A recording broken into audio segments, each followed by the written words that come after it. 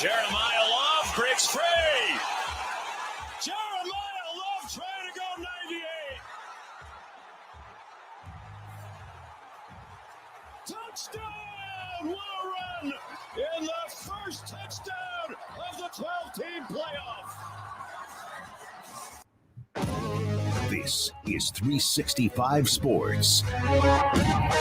Daniels keeps it, and he scores. 365 Sports is presented by IdealMRI.com. High-quality MRIs for $497 or less. IdealMRI.com. Your health is important, so is your budget. Underneath, Smith gets to the corner. Money on the rise. Touchdown, Jeremiah Smith. 365 Sports is also brought to you by Texas Farm Bureau Insurance, protecting Texans since 1952. Johnson buys some time. There's the tight end again, rumbling towards the end zone, and the touchdown for Anzio.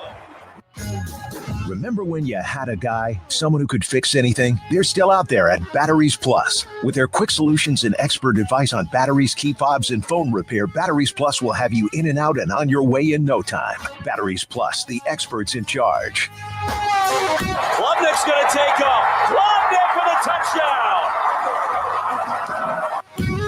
Now here's David Smoak, Paul Catalina, and Craig Smoak. All right, here we go on this Monday with another weekend of evidence behind us and yet more chaos when it comes to the coaching carousel. And that's just for today. And, of course, things could change between now and perhaps the next 2 or 3 days or the weekend. But college football is on crack in a lot of good ways. There's a lot of games to go back and look at, both nationally, that also includes some Big 12 games. And we hope you've had a great weekend. We will have a story about a birth into the Golden Smoak family. We'll have that and update you on that later in the show today. Paul Catalina is here. Craig Smoak is here. Behind the scenes, it is Logan Andrew, Garrett Ross with his Redskins hat, and also Brandon Rowe. So let's go over some games, guys, and chew on these games, and then we'll get into some other stories and topics. And yes, we will have full coverage in the Brian Kelly replacement. And also, by the way, we'll have Bruce Feldman from athletic.com with his story and also the search. BYU was getting drilled. I mean, it looked like perhaps the week before with Utah, they were getting threatened to be run out of that stadium in Ames. And my goodness, this team is so solid. They just don't panic when a lot of people do, and they come back to win a shootout against Iowa State. Huge win for Kalani and company. Bear Bogmar didn't really turn the ball over again. I mean, he made good plays and didn't make mistakes, and BYU just kind of continued on. What they do is not overreacting to anything that happens, good or bad. And it's the old cliche of, okay, it's 17-0. All right, well, we can't get to 17 before we get any points on the board. So let's just get some points on the board. Okay. Yeah, there's no 17-point play that you can score. So just get the play that's going to get you the first amount of points. And then on and on and on. And then once they started scoring, they got that momentum back.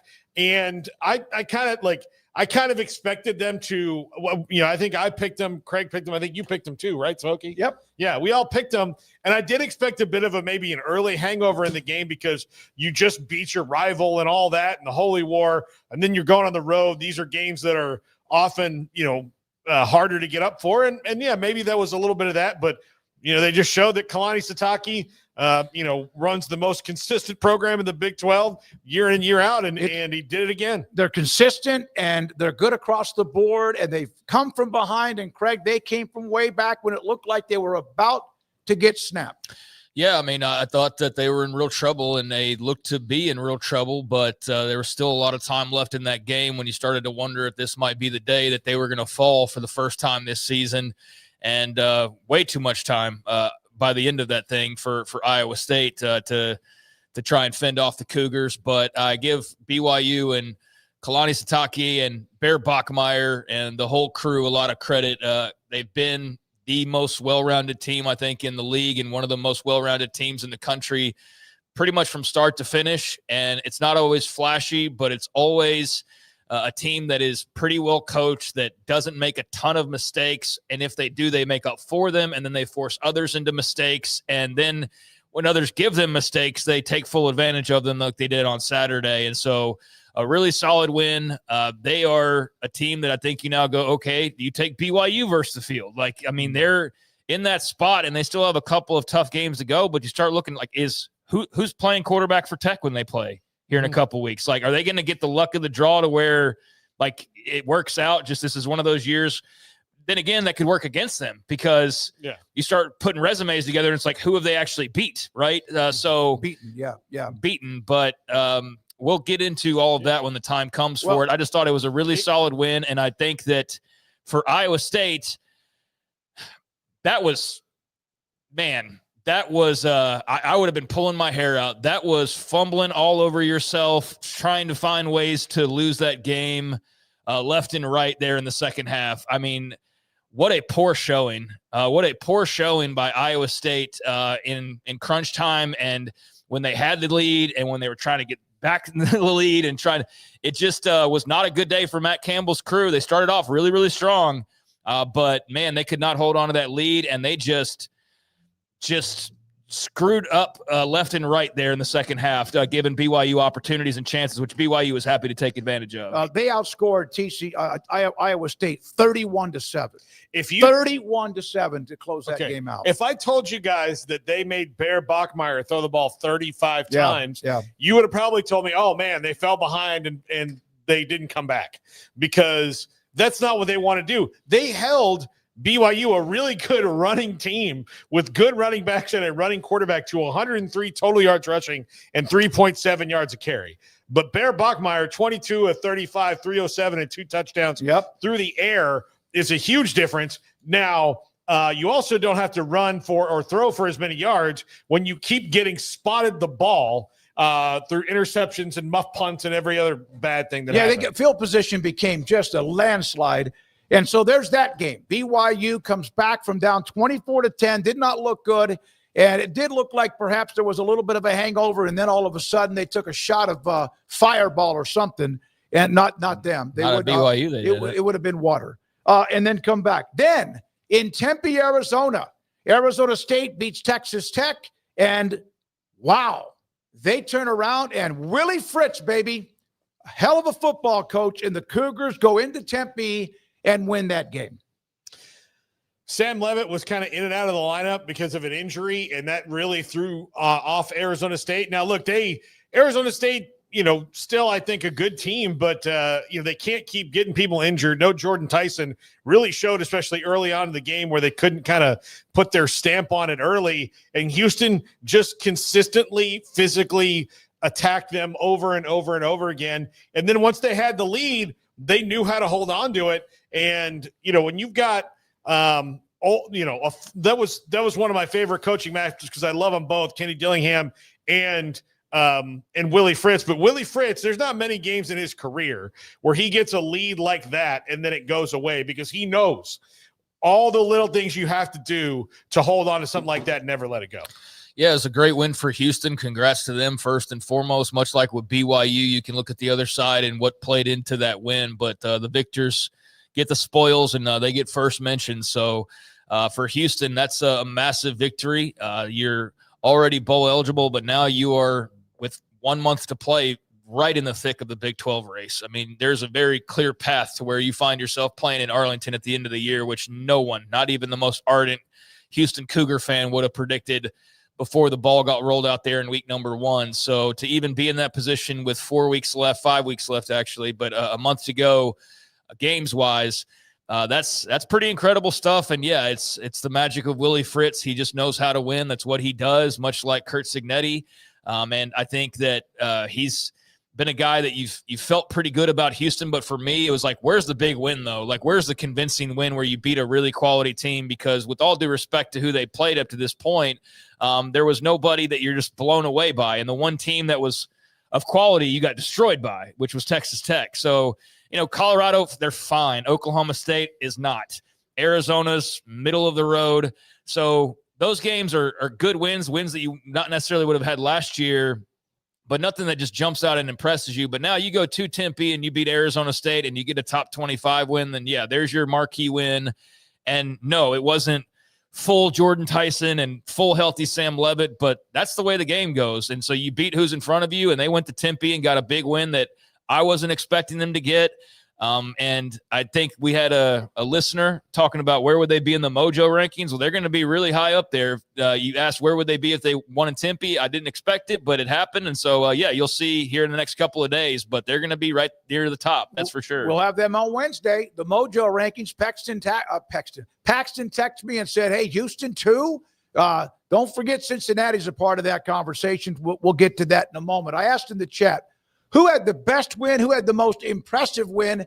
And A&M may have had both because of what they did by, one, ending the career of Brian Kelly and maybe coaching forever, obviously his career at LSU, and the Aggies are 8-0.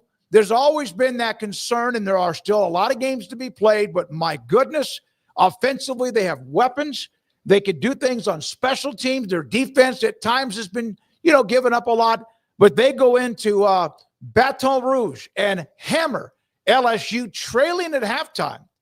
Hammered them in the second half. Kelly's gone. We'll get to that. But the Aggies and Mike Elko remain undefeated. I mean, the bigger story should be the team that beat them, obviously, because they're doing so well. But when you fire a coach as big as Brian Kelly, then that's going to take precedence. But look, I've been watching Texas A&M football since I was a kid. I've watched every season I can remember because of my dad. And there have been some great, like R.C. Slocum had some really, really, really good teams. A couple that might have been on the cusp of greatness if the ball bounces one way or the other. But, I mean, he owned Texas for a stretch. I mean, he's the only A&M coach that ever really had a stretch like that where he just repeatedly just was able to pop Texas, which is what brought Mac Brown about, was R.C. Slocum's ability to beat them. This Texas A&M team is by far the most complete team they have ever had, ever. In that they can stop you on defense when they need to. They can make big plays. They can kill the clock. Take a lesson, Mississippi State. They can kill the clock, and they emptied out Death Valley. That never happens. Even under other fired coaches, that never happens. They emptied out Death Valley. They have to go 2-2 down the stretch to make the playoff. If they go 2-2 and they have a Mizzou after a bye, which won't have their starting quarterback, South Carolina, who is very erratic, Samford, and the worst Texas team that Sark's maybe ever, not the worst, but like a very uneven Texas team, they've got a great chance to go 2-2. Yeah, but you know what happens when they play Texas and things are going pretty well. That's why, but for A&M fans, the Texas game, if they get 2 more wins, the Texas game is just for fun. Yeah, that's true, but the bottom line, they have bigger fish to fry with Elko. I get that it's not, but they need to look at it. Yeah, no, it was incredibly impressive. They have been really solid across the board. Yeah, I mean, that was a great win, and Mike Elko's that guy. And I think some other teams that are going to be picking head coaches here in the near future need to take a lesson from A&M. And, yeah, Jimbo was fun and splashy and got you a lot of headlines, didn't he? And had some moments here and there, but the far less splashier, far more serious, far less goofy guy is the one that's maybe got you in the best position you've ever been as a football team moving forward. So I was not surprised they went in and won, thought that they would, but definitely got a little bit of that Saturday night LSU, Death Valley kind of feel there early on in that game, and the crowd was into it. And then to A&M's credit, I mean, they just late in that game just said, nope, we're taking this over and we're going to end this thing and we're going to do it decisively. And they did. And man, by the end of it, yeah, the stadium had emptied out, which you don't see that often there in Baton Rouge, but for it to be still crowded and populated by Aggies who are sitting there doing their war chants or war hymns and everything there by the thousands in the afterglow of that, in that backdrop, it was just a massive statement for, I think, that fan base and that program to be enjoying the spoils of war there in a big time, hard place to play. So, yeah, and then over a team who you have a lot of respect for and who's a new but still current rival of yours, and it's always a big deal to beat LSU. And so, yeah, that was a night to remember for Aggies fans, and rightfully so. And yeah, now it's about how you follow it up because the season's by no means over. But I said last week that they needed to get over the Aggie batterment syndrome because it's a new team, it's a new era, and that's not really going to do you any good, even though I understand when you've been conditioned for decades to dread what's coming next and, oh, this is too good to be true. But I don't think it is this year. I think it's exactly what it is, and I think you need to embrace it and not be worried about what shoe's going to drop. Because I don't think there is one. I mean, there could be a loss coming, certainly, but I mean, as far as this team goes, I don't think there's anything fluky about this. I don't think that Elko is going to suddenly have some like random brain fart and not know how to coach. Like, they are in a great spot this year and moving forward, and it's the best spot they've been in since R.C. Slocum, certainly. And then for LSU, A&M just kicked Garrett Nussmeier's ass. I mean, they were on him like white on rice. He took some brutal shots. They were so physical, and just the playmakers they have, it's hard to stop, man. And for LSU, nice effort there in the beginning, but it was clear by the end of that who the better team was, and it was clear as A&M celebrated on their field of what the end result was probably going to be, and it happened in the next 24 hours. And so that's obviously what most of college football has been talking about here the last 48 hours. And we're about to say why and what it all means. We'll have the top 25 discussion. We'll do the poll plus a lot of the history there at around 4:25 today. Plus, we'll look at the bangers as we come from one weekend into the next. But let's get to here now is the list of college coaches that are gone. Look at the names at the top with LSU, Florida, Penn State, and others that have really good history, although whether it's been good or not lately, Arkansas, Oklahoma State. We know about the others all the way down, Kent State from the beginning, and so many. Now, what does all of that mean? That means that list is not over because you still have schools that, what about Hugh Freeze or maybe a couple of others? What does it also mean? Look at this when it comes to how much money is going out the door. Brian Kelly, even if they agree to half of his buyout, which that's not going to happen, Brian Kelly's going to get pretty much all of the $54 million. More than $140 million on 10 fired coaches, topping the 23 cycle. Let's go. It's October. Okay. I'm going to give you a quick note on this before we get to that one. Think about the athletic director that is in charge of Brian Kelly. Woodard. Yeah. Okay. Woodward. Yep. The two large, now go to this one. Let's go to this next one so I can show it. Right. So Kelly is the largest buyout this cycle. The largest buyout ever was Jimbo Fisher at $72 million or whatever it was. So 120, let's just say $130 million between staffs of the two places. $130 million in buyouts from one athletic director on his last two football coaching hires. If I'm LSU, before I get deep into this, I'm having a talk with Scott Woodward about what maybe, going big game hunting is not the best thing for you. Well, Ross Bjork had something to do with, I think, that hire too. It wasn't all just Scott Woodward. I think a lot of people are getting confused about that. Yeah. But that's what everybody on Twitter was saying. But he wasn't like in charge of that whole deal making that he's being now credited for with Jimbo as well. Like he was not the AD when Jimbo got the A&M raise and extension and all of that. Yeah. Now he contributed to it. Like he he signed off on some things, but that wasn't all his making, just to be clear. But yeah, I mean, he's still under fire regardless of the details of the matter. Yeah, so there you are. Look at that. It's like $160 million, just looking at it math-wise, for this year. For this year. Then on top of that, we go to this right here with what's next, because there still could be a Hugh Freeze or somebody else. I don't know what's going to happen with Venables or whatever. But I got to say this.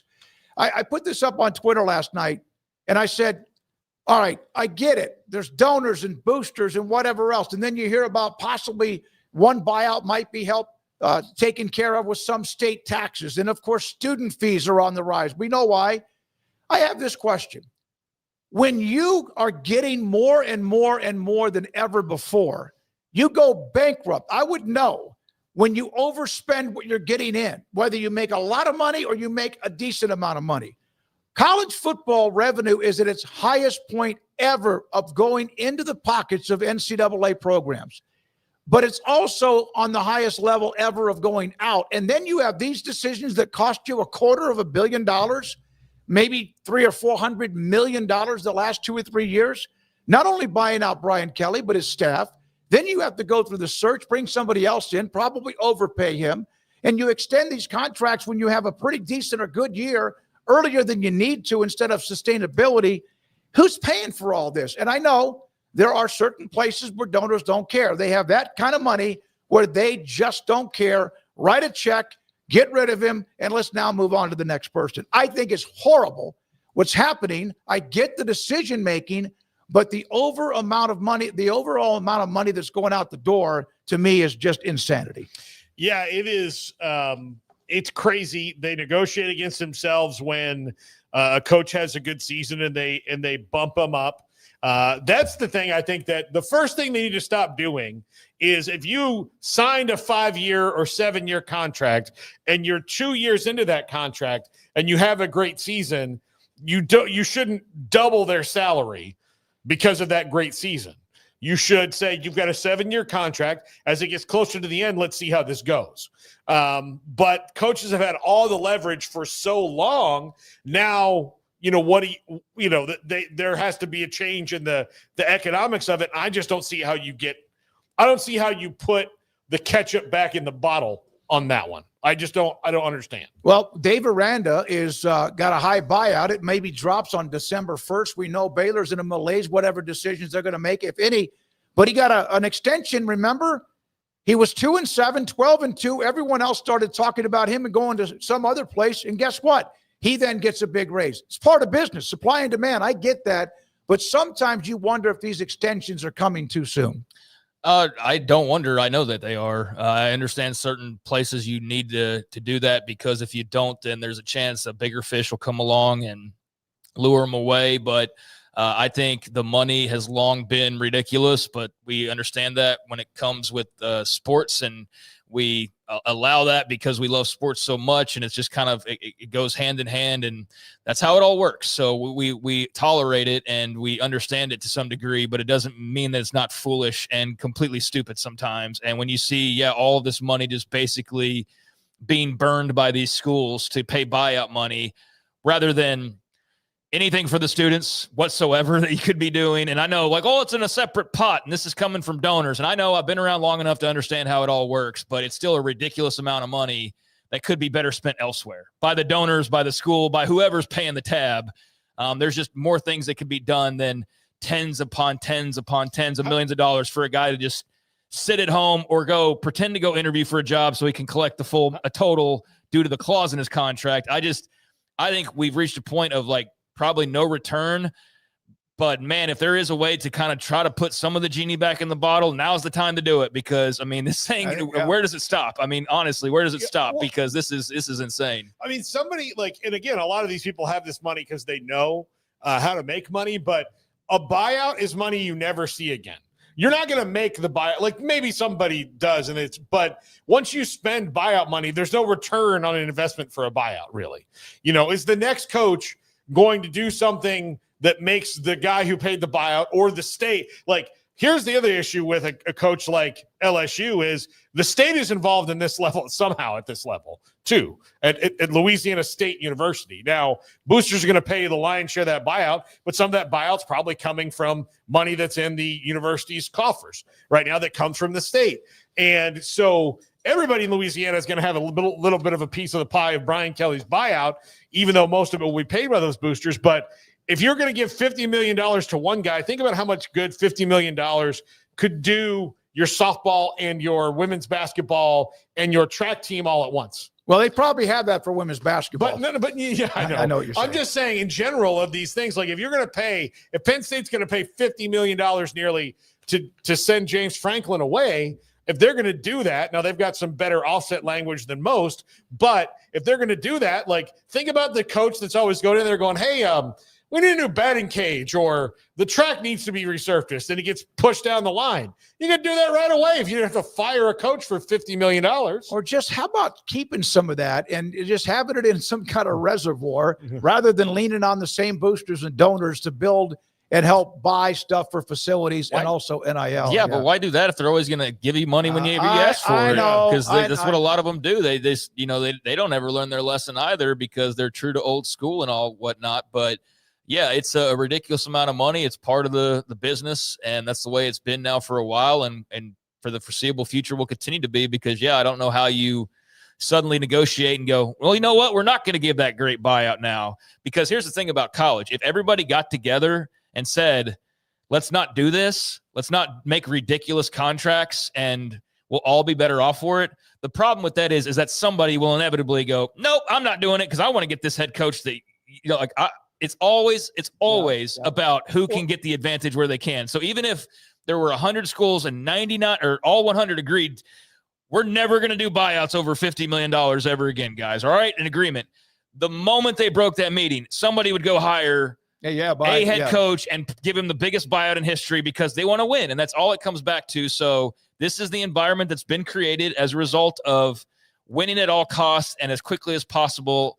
And here you are with these massive buyouts that have had to be built in because people were getting fired so quickly because they didn't meet absurd expectations by year 2 or whatever it was. You're scared that they're going to go somewhere else. Or they're going to go somewhere else. And you and a lot of time, that's an agent just playing your ass. Absolutely. Because he's going, oh, yeah, we're totally talking to Ole Miss. We're totally talking to LSU. Which I think is what happened with Steve Sarkisian. I think the agent made a miscalculation. Probably, yeah. Because I don't believe for one second that nobody said anything and that Diana Rossini just ran with that.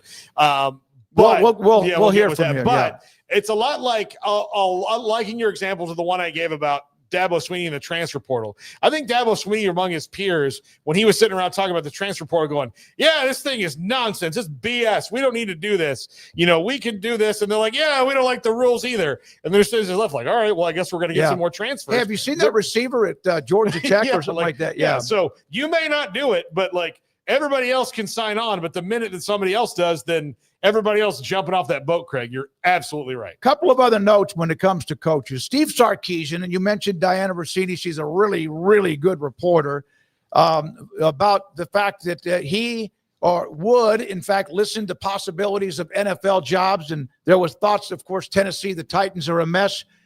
They then fall behind, 38-21.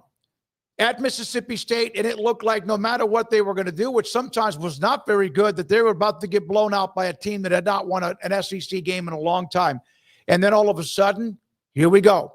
UT comes back, the punt return ties it, they win it overtime. After the game, you wonder how if it would have been said differently or what would have been said by Sarkisian after the report that he was looking or at least interested in the NFL. Here is his response in the postgame. Love to touch on this, so bear with me for a second, because it really pisses me off. One person can make a report that in turn the entire media sports world runs with as factual, to the point of my agency and my agents have to put a statement out that they never have done. Historically, CAA, Jimmy Sexton, and Ed Manowitz have never do that. But I had to do that to protect my locker room and my team. And I thought it was absolutely ridiculous. I thought it was completely unprofessional of that person to put that report out. And the fact that everybody ran with it is borderline embarrassing for the media. And I respect what you guys do. I really do, and everybody else. But the fact that everybody ran that as truth is really embarrassing. Okay, so I've got a small circle when I make decisions on what I do and what I don't do, and nobody would speak on my behalf without me knowing. And so where that report came from, I'd love to talk to that person because it's absolutely ridiculous. All right. When I saw the report, I was like, when was the last time the University of Texas had a head football coach who left on their terms? Remember who it was? Darrell Royal. And even he started getting a little bit tired of the way recruiting was going on at the time and left in the mid-70s. A Hall of Fame coach. Nobody else left on their own terms, even with great records. And then what happened on Saturday night?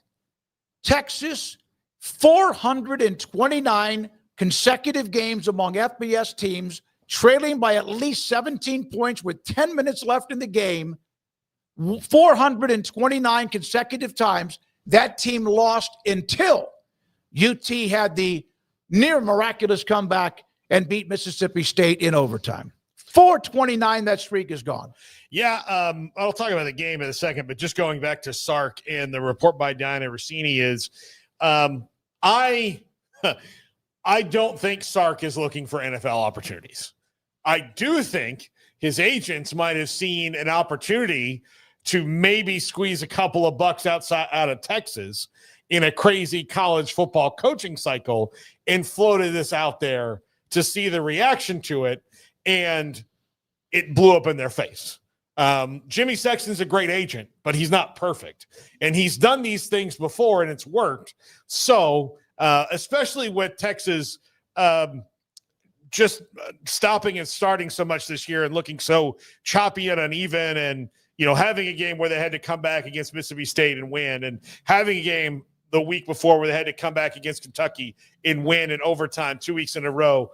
I do think that somebody floated something out there, and then it, sometimes it works, sometimes it doesn't, and they got burned by it. And as far as this game goes, I've seen it with this offense before when it was here. You call a great play that works out, you get a big lead, you get cocky, and you stop doing the things that got you there. And that's what Mississippi State did. It was a massive choke job. Yeah. And they could have put Texas away, and they didn't. Texas had to make plays, but Mississippi State got caught up in not being able to know how to continue to have momentum and drain the clock a little bit slower or faster. And Craig, it was a disastrous finish for Jeff Lebby. Yeah, I mean, it at least gave Iowa State some reprieve from me as far as just worst feelings in watching a team let a lead slip away and then losing a football game. Mississippi State was way worse when all was said and done. Iowa State, though, was leading in the clubhouse, and then Mississippi State happened. And, yeah, that was a massive choke. I mean, there's no other word to better describe it than choke. Huge choke by the part of Jeff Lebby and the Bulldogs. I think with the Sark reporting, Diana Rossini put that out in like an athletic article, so I know most people probably didn't see it, but she put that out on a Saturday. So a lot of people aren't really searching around looking for newsy tidbits and all of that. I mean, we're getting ready for the games and everything. So as the games are getting ready to start up, here comes this report. And had she just left it in this article and not really said anything about it, it's like a here's what I'm hearing type of a thing. It would have been fine. It's the fact that she went on social media and then posted pics of Sark and is like, is Sark leaving Texas or whatever? And then everybody's like, wait, what? And it's the Saturday of a game. So I'd be pissed if I was him too. What kind of BS is that? Like, drop that any other day, but don't drop it like on the day of a game. And that just does seem kind of nefarious and kind of a S thing to do. And so I totally understand his being peeved at how that all worked. And I can understand as well if he feels like somebody at least reach out to my side to get a quote or at least get some background. Don't just take like a rumor you heard and then just run with that and then paste it on the day of a game and say, Sark's leaving Texas. What? And so, yeah, that was a really strange sequence of events. I think when most people saw it, nobody was all that surprised by it though. Like, unless you're just a hardcore Texas homer, he seems exactly like the type of a guy who's not necessarily going to just stay in Austin until he's 67 years old. Yeah, he strikes me as a guy that could very well go, you know what? I'd like to coach in the NFL. And if he were to do that this offseason, I wouldn't be surprised by that one bit. I don't care how cush the job at Texas is. people have different things they want to do in life, right? So who's to say that Sark may not have it better than everybody in college, but maybe he's just tired of being in college football. Maybe he wants to be in the NFL and test himself. Yeah. Who's to say? Yeah, but I do believe that there is some truth to it. I definitely believe that you'd at least throw that out there if you do have some desire. And I do believe that he's probably at least somewhat interested. So let's just throw this out there and see what comes back. But you're never expecting that in the meantime, it's going to get caught by this random reporter and then blasted on the day of a game.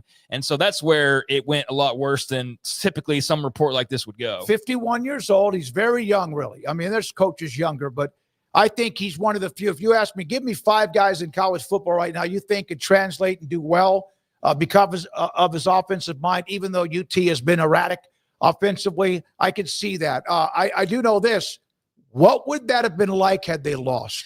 Oh, it would have been hell, and there's nothing he could have said that would have made anybody feel any differently than he was totally trying to sneak out the back door, and that's also what she inadvertently set up, and that's very much what we were going to see in that post game until Mississippi State could not hang on to their lead, and I give Texas credit as well. I mean, Texas went and took that game when they were given an opportunity too late. They had no business really being in that game at that point because it felt like Mississippi State had pretty much had control. And so, good for the Longhorns. That's a crucial win for them. Otherwise, they would have been buried for the most part, or at least had a lot of work to do. And now they're still fine. Like, they're totally fine, whereas that loss would have put them in a bit of a pickle. So, Sark got to say what he wanted to, but damn, I would have loved to have seen what he would have said in that postgame had they lost like it looked like they were going to. They had played 4 consecutive weeks, and he mentioned this, away from Austin. At Florida, got beaten the first of the 4. Oklahoma, neutral. And then at Kentucky, the Wildcats were at the 1.5-yard line in overtime, couldn't score, and Mississippi State blows the lead. When we come back, some other notes in coaching. Also, a couple of coordinators. One coordinator is out at a school we just mentioned that's looking for a new head coach. Much more to get to. And then, yes, we'll look at the top 25 and what it all means and some historical perspective to that, as it is still really interesting. And the Big 12 has a chunk that's now a part of that too. This is 365 Sports. PettyClinicLOT.com. Dr. Kent Petty can help you become the high-performance man that you want to be, need to be, used to be. And are you just not feeling right? Doesn't mean you're sick. Doesn't mean you're like in a cloud. But it's not who you have been. That could be just as you get older, certain ages, but it also could be your testosterone level inside of your body has dropped. Could be slowly but surely, or it could be at a large chunk.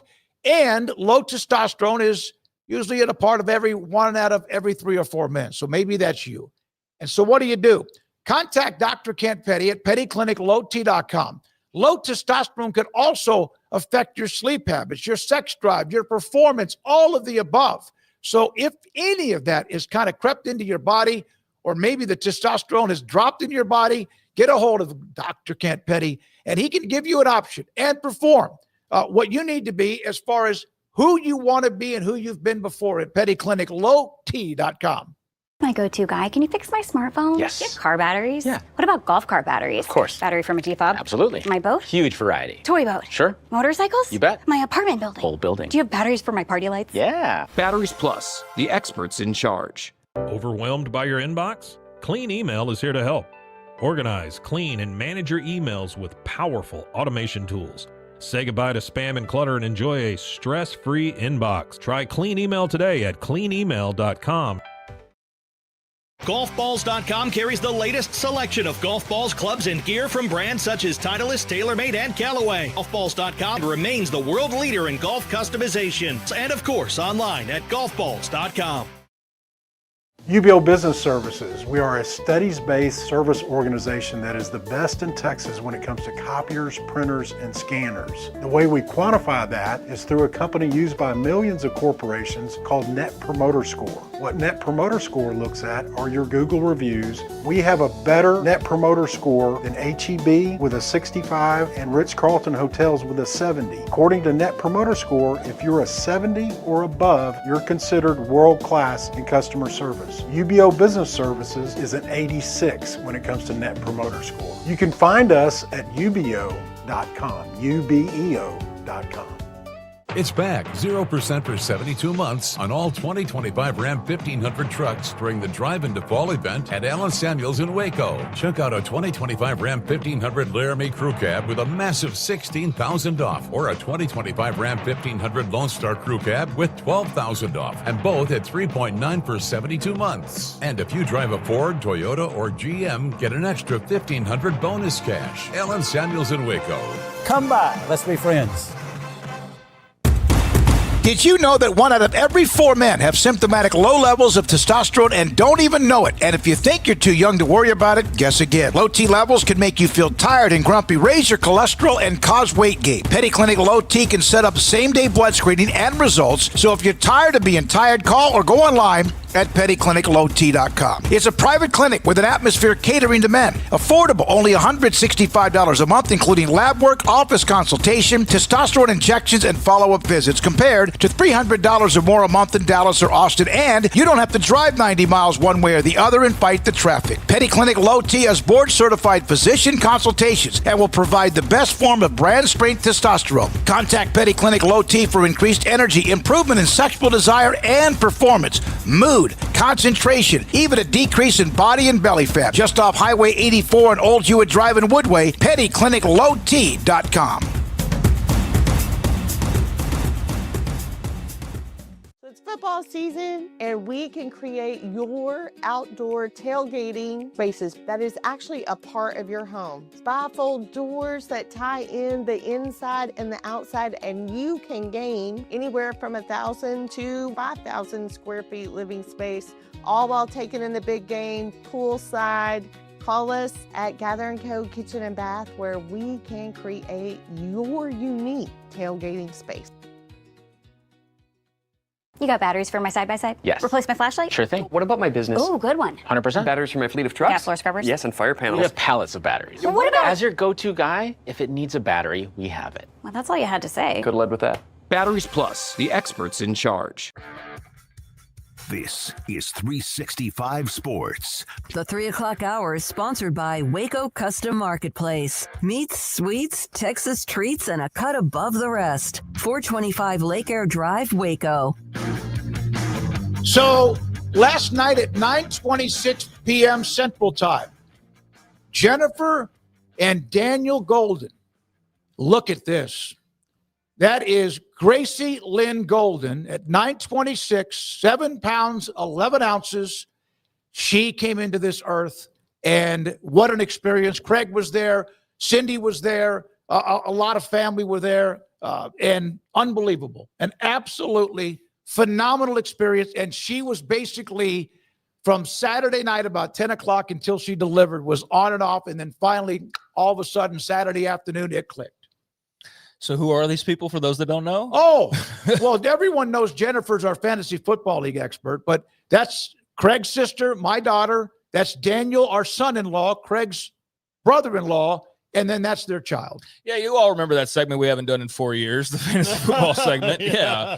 But no, yeah, that's my sister right there. So for those that are new or just don't know, yeah, she had her first child last night and just got back into town like less than an hour ago, and was happy to be up there to see her and my brother-in-law, Daniel. They're so excited, first-time parents. So a very big moment for the Golden and Smoak families, and she's precious and perfect, and can't wait to be an uncle. And so, yeah, very excited and very happy that it all went well. And that's just the start, I know, of the worries and everything, all the stress. But it was a big hurdle that my sister, unsurprisingly, just leapt over without an issue and was super strong. So, yeah, we're excited, and we've got a slightly bigger family, which is awesome. I got a text from both of them. I tried to call them. Of course, they were annoyed. They were probably trying to sleep. And, of course, you don't get sleep once you have a child.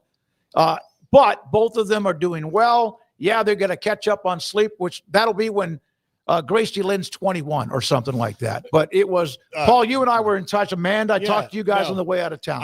Craig, your dad was involved in your birth and your sister's birth, at least to some level. And Amanda kind of had to tell him how it goes. And she's never had a kid. She's just been a nanny.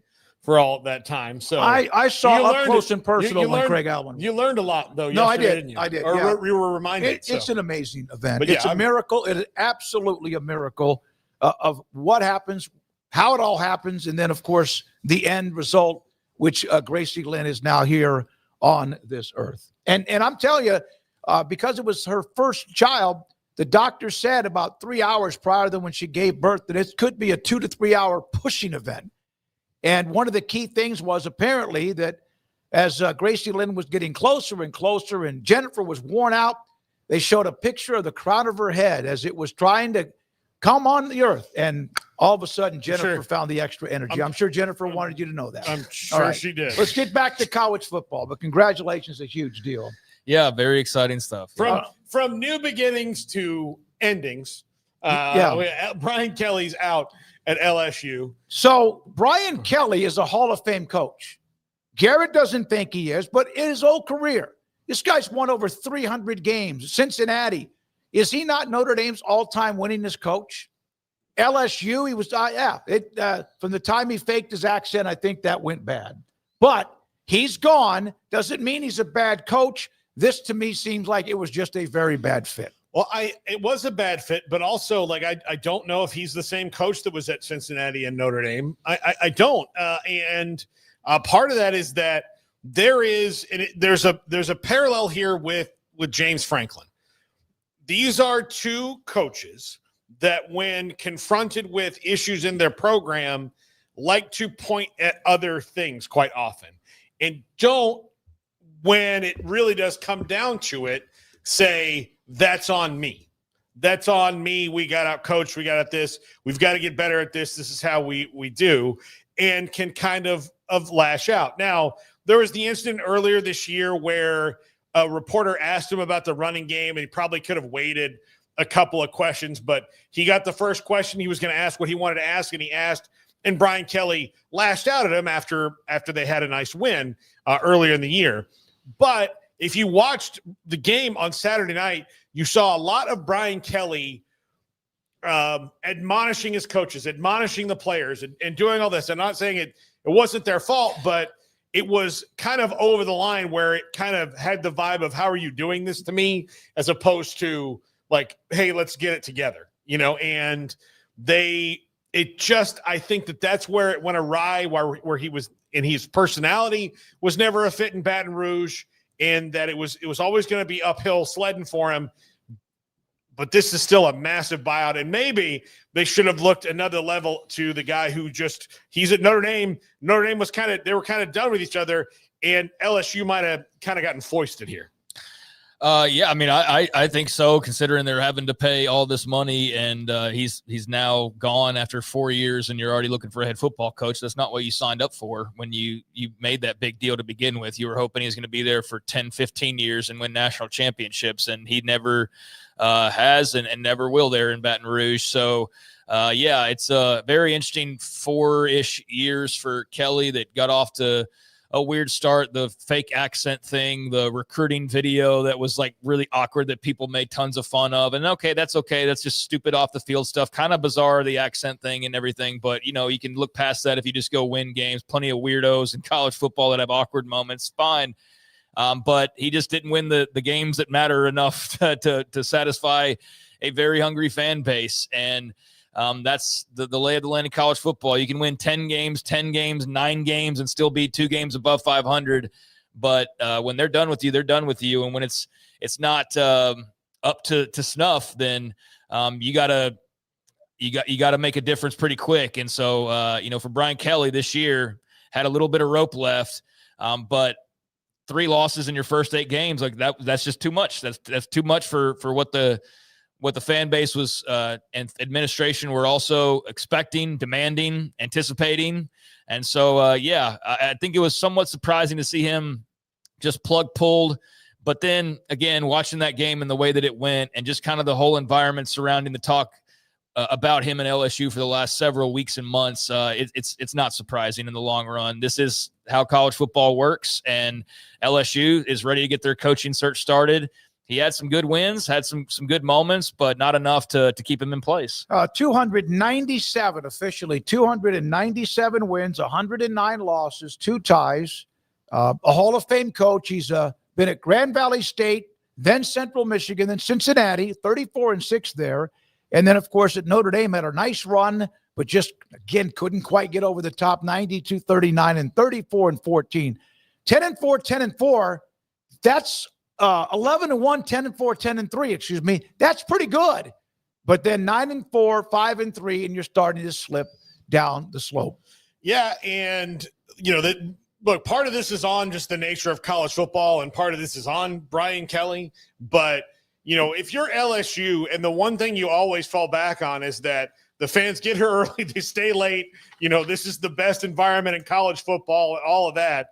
When you have a team just absolutely evaporate it in one night, like it happened, it's going to be hard to turn around to the boosters and justify bringing Brian Kelly back, who clearly the fans are out on. And that's part of the problem, is that, sometimes the fans dictate too much. Sometimes you don't listen to them enough, and it's a hard balance to find. But ultimately, there were things that LSU was always able to do. And we definitely need to hear from Garrett in this segment because he's a fan. But LSU was always able to find 10 offensive linemen that were better than anybody else's 10 offensive linemen. And incredible front seven and all-American corners and running backs who just ate. And so, Garrett, it's just different now. What happened? What happened? Exactly everything I expected. I remember last week, Craig asked how I thought this game was going to unfold. I said Texas A&M is going to destroy them, and they did. Yeah. I think they were just physically dominated, which shout out to Tommy Moffitt, man. The A&M strength and conditioning coach who was at LSU for over 20 years, helped bring multiple national championships there. First guy Brian Kelly fires. He has to walk out the door in the rain, comes back and curb stomps you and is taking pictures all over the field while you're getting fired. So, shout out to that. I think the running back, like you mentioned, it's a mess. I think there's still a lot of people frustrated about how Frank Wilson's handling that room. If you look back the other night, Harlem Berry will break off a couple of big runs, and instead of kind of feeding that momentum and continue things going, you pull him off the field. There's just a lot of questionable things going on there. Joe Sloan's decision to be throwing the ball late in downs and not being aware of the clock, which kind of cost him his job in this as well. The way Kelly kind of could feel it, berating the coaches on the sidelines, going in on the special teams coordinator. You could just feel it, man. Like, it's been a long time coming. The way you completely wasted a Heisman campaign with Jaden Daniels, didn't bring the defensive players to come in there and step up and balance it. It was never the right fit. I don't know where they go from here personally. I know they're going to swing for the fences, probably go for Lane Kiffin. I think John Summerall would be a great fit to bring in and kind of bring that mentality of blue collar from the South type of thing in there. But at the same time, Brian Kelly just never worked. And this was a long time coming. He's gone. I hate the buyout. It sucks. But at the end of the day, it was inevitable. Craig, your thoughts about you could see it coming like you could with Franklin. You almost saw it a little bit with Dabo, but it hasn't gotten to that point yet. That's calmed down a little bit, but your thoughts about this isn't, with all due respect, this is among the alphas, right? And you have another alpha on the open market. Yeah, I mean, count me into camp of I just don't know where all these coaches are going to come from. I feel like there's going to be a lot of these same teams. They're going to be right back in this cycle in like 3 or 4 years looking for another head coach again. And so if I'm some of these teams that haven't pulled the trigger yet, I'm very hesitant to do so now. If I'm Florida State or Baylor or Auburn or any of the other Clemson, I mean, I know Clemson probably will never fire Dabo, but they can maybe try to push in that direction of like, hey, Dabo, aren't you interested in seeing some other stuff? Or whoever might be coming up here in the next year or so. Yeah, man, there's a lot of jobs, and I don't think that there's just a bunch of obvious candidates out there once you get past the first couple. Okay, so all of you are hiring John Summerall? Is that what I'm hearing correctly? After you all hire Lane Kiffin first? And then after that, what happens? Because there's not like 10, 11 names on that list for everybody. Now, granted, Kent State's not hiring an LSU caliber head coach. So there is a separation of tiers here, and the LSU and the Florida and those jobs are going to be the ones that you're talking Kiffin and Summerall and those guys. But it doesn't guarantee anything. We thought Brian Kelly was going to win big, right? Mm-hmm. Look where we are. So we'll see if this time around Scott Woodward, who's very much under fire, now with this whole buyout situation and with just the hundreds of millions of dollars now on his lap specifically. Well, if you look at Jimbo at 70 million plus and Kelly at 54 million, you're 125 million. They're all sitting in his lap. Now, granted, all of the Jimbo thing was not on him. Like he negotiated the original, but then it was Bjork, right? That had the final contract at A&M. Lifetime contract. That had I don't think he's catching strays today. No. It's easy to shoot him at Scott Woodward, but I don't think he's 100% responsible. Now, is he 92% responsible? Yeah. So he deserves a lot of blame. Don't get me wrong, but is this the guy you're entrusting now to get it right? So seems like there should be a lot of heat on him, and there is, and I'm interested to see what LSU does, but I mean, there's only so many logical names, guys. It's John Summerall or it's Lane Kiffin or it's maybe one or two other people, but there's not a pool of just no-brainers out there. Brandon, do you have the list of who could be next? Do we have that? The odds, yeah. The odds. All right. All right. If you look at here we go. John Summerall, that's one. That's a name that makes sense. He's kind of a more of a throwback. He knows the South. He gets it. Then you're talking about James Franklin. Didn't you just have Joe this though? Brady? Isn't that basically what you're going to go get another guy from the Big Ten? The hot coordinator or former coordinator who became really popular in the NFL or a former. Yeah, no, it's no. We're talking about two different people. I'm talking about James Franklin. You're talking about Joe Brady, right? Yeah. Yeah, I'm talking about James Franklin. I mentioned James Franklin, Craig. His name is on the list. That's the only reason I brought it up. Yeah, and I was responding saying, why would you go do that when it's just another James Franklin would be Brian Kelly. Yeah. Yeah, that was my point. Yeah, that's what I was saying. That's I was just naming names. I wasn't giving the opinions on any of them. As far as I know, I don't know who they're going to – and there's some that will not go to LSU because they're kind of happy no matter about the money. Well, who would you take out of that list, Craig? You give me two, and Paul, you give me two that you would go work on, that you think are legitimately going to be a fit.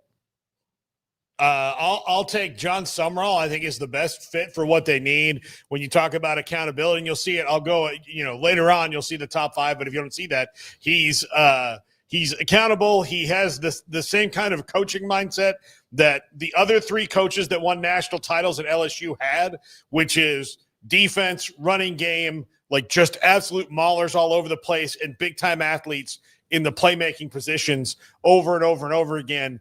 And that's what he does well. And the other one I would say is I would say Brent Key. I think Brent Key should be in the top three of about 7 or 8 coaching searches throughout this search because he kind of also fits that as well. And he's a guy who's very accountable for what his teams do. So, Craig, give me 2 or 3.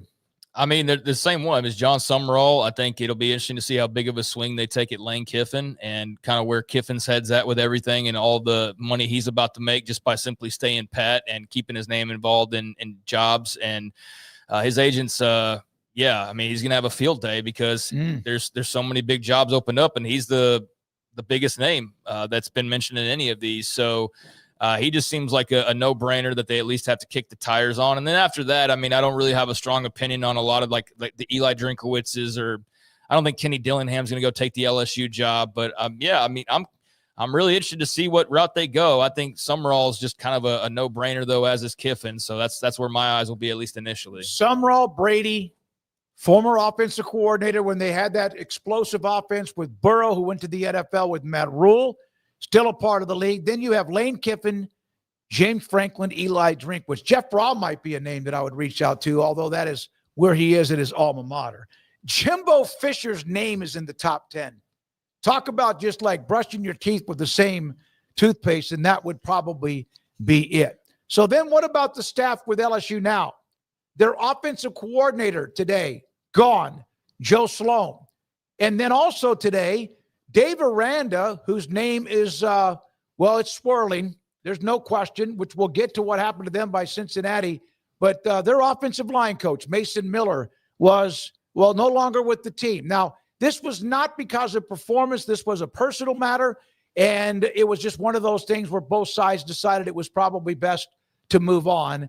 And we've had Mason on the show before. He and the offensive line grade very well, based on analytics, which doesn't mean everything, but he is no longer the coach, and this was not Aranda trying to get rid of somebody else. He's done that quite a bit over the years with his coordinators. So there we are with all of that. I mean, the Joe Sloan thing, I mean, that was in some of the reporting was that Kelly was asked to fire him, and then there was maybe a little tiff about that. I'm not sure. There's so much stuff that's been swirling, and we know some of it's not entirely true. So I'll wait for like kind of the dust to settle on the full story of Brian Kelly's ouster. But yeah, they're cleaning house in Baton Rouge and preparing for a brand new fresh start with whoever this coach is going to be. And it'll be a massive search, much like Florida's and several of these others, Oklahoma State, obviously.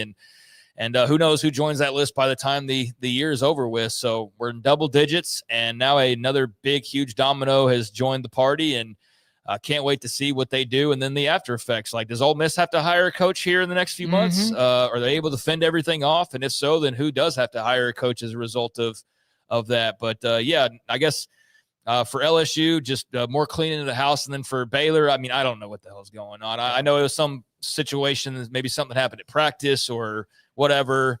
But they're there. I mean, they're just there. I don't really have a strong opinion on the state of things right now, because it's the same opinion I've had for like a couple of years now of, well, it's more pessimistic now at this point, because the care factor for me is just like zero at this point. I mean, basically. That's what he says too. That's a phrase he uses, Yeah. And I'm tired of hearing the same thing after another loss where they don't look good for the same reasons why they typically don't look good.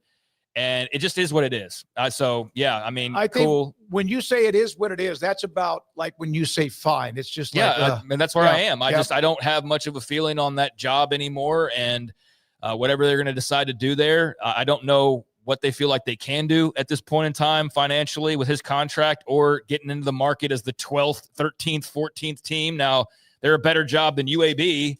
They're a better job than a couple of them, but they're not a better job than a lot of those other jobs that are out there right now. I know that buyout for him, which would drop a little bit at the end of the year, is a meal money for some places because of the donors and boosters. Not that Baylor doesn't have the money, but not kind of the way you see at some other programs that are huge into football. Baylor they think they are, but right now the results say otherwise.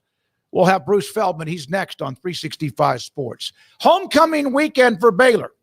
And they're hosting UCF on Saturday morning, 11 o'clock on ESPNU. But if you're in town for that, the festivities, and it's like I'm going to use one of our viewers like a wet blanket. The way things have gone, another loss to Cincinnati, and they are like struggling. But homecoming for a lot of people, no matter the football season or program's record or not, you're going to be there. You want to celebrate all the festivities. And the Baylor alumni group will be all over that. The Baylor Club inside McLean Stadium, from start to finish this week, will have special events to bring back those from different classes that have graduated, alums and boosters, and just a great time. Plus their tailgate at Knox Hall. The Baylor Club with new Vice President Nick Colwell. Baylor Club inside McLean Stadium off I-35 in Waco. I'm Camille Johnson with Camille Johnson Realtors. We specialize in selling residential real estate agent all across our community, and we love serving all types of families. We have been in business at Camille Johnson Realtors for almost 9 years, and I have been a residential real estate agent for almost 40 years. And we love our partnership with 365. So thank you for partnering with me, and thank you so much to all of my clients who have made our company a success. No car payments for 90 days when you bring your auto loan home to Genco. Get 4.79% for 48 months and make no payments until 2026. Plus, get entered to win 3 months of no car payments. Bring your auto loan home to Genco. Lower your interest rate, save money, and no payments until 2026. For details, go to GencoFCU.org. My money, my future, my credit union. Genco.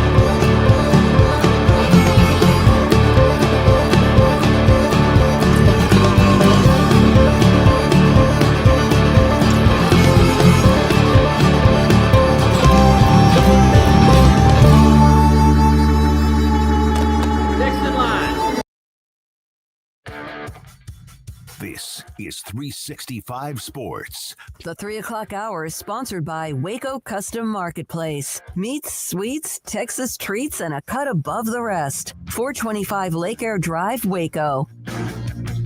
We've been discussing quite a bit. We're trying to look at the weekend, looking ahead, the top 25 and all of that. But obviously the coaching carousel this year is on steroids.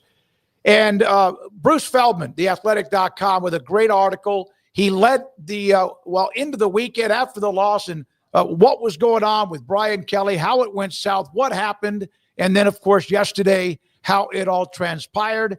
LSU fires Brian Kelly after loss to Texas A&M, coaching staff standoff, and Bruce Feldman with theathletic.com, and a great national analyst, and also very good, by the way, in the studio for Fox Sports 2, joins us on 365 Sports. Bruce, thank you very much. What went wrong with Brian Kelly? First of all, thank you for the kind words. Pretty much everything went wrong with Brian Kelly, starting with it was a bad fit, right? He just, what seemed to work pretty well in the Midwest did not work well in the Deep South in the SEC. And I think he started out, made some bad staff hires. And then, once things kind of got rolling after, he had Jaden Daniels. That was a good addition. And he obviously won a Heisman in his second year there. But when he left, the offense wasn't great. The defense wasn't great. And if you look at the history of that program, the bar is insanely high, right? The three coaches who preceded him at LSU, Ed Orgeron, Les Miles, Nick Saban, all won national titles. And they all did so within their first 4 years on the job. Brian Kelly was actually backsliding the last couple of years.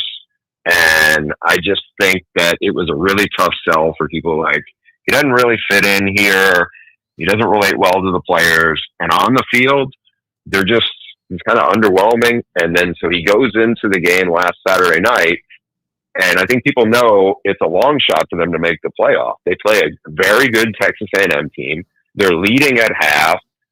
And then all of a sudden, the bottom drops out and A&M just absolutely annihilates them in the second half. And I think for the fans sitting there, they're going, this guy is not going to get us anywhere near the national title, much less even the playoff. And at that point, it was like, can we get the money to get out of there? And the story I did yesterday on The Athletic was really about how Sunday just kind of went down. Initially, they were planning on just firing the offense coordinator, Joe Sloan, yesterday. There was a meeting between Brian Kelly and the AD, Scott Woodward. Brian Kelly, anybody who's ever watched one of his games, not the most chill guy. When it got a little tense, it got worse. And then it went, as a source told me, it went bad quick. And then all of a sudden it was like, hey, can we get the money together now to get rid of this guy today? And at that point, I was told, you know what, he's probably coached his last game in Baton Rouge. And then 4 or 5 hours later, after some meetings that included the governor of Louisiana, they made the move. Brian Kelly's out. So given this coaching cycle and how bananas it is already, and it's only going to get more so in the coming weeks with Auburn, FSU, like heck, if Sark actually does go to the NFL, like all of those things that could happen could throw this thing into a ridiculous amount of flux. How do things swing back into balance for a lot of these schools who the candidate pool is not, it's not what it used to be, Bruce, when you were in LSU and fired a coach like Brian Kelly? Yeah, it's a good point. I mean, look, if you're Oklahoma State, I think you have a more reasonable assignment. You know, you can go hire G.J. Kinney, or you can go hire Ryan Silverfield or Alex Golish, a head coach who's not at a Power 4 conference, but is doing a really good job, and you can buy on the upswing.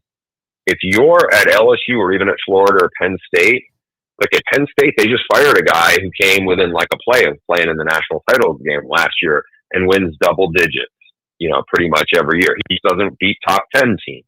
If you're at Florida, Billy Napier had done really well at ULL, but you know, it just wasn't working there. Then there's Brian Kelly. If you don't win a national title within 4 years, you're definitely in trouble at LSU. They'll probably pay you a lot of money to leave, but like they're not hiring probably almost any guy that I think Oklahoma State or Oregon State or probably even Virginia Tech is considering.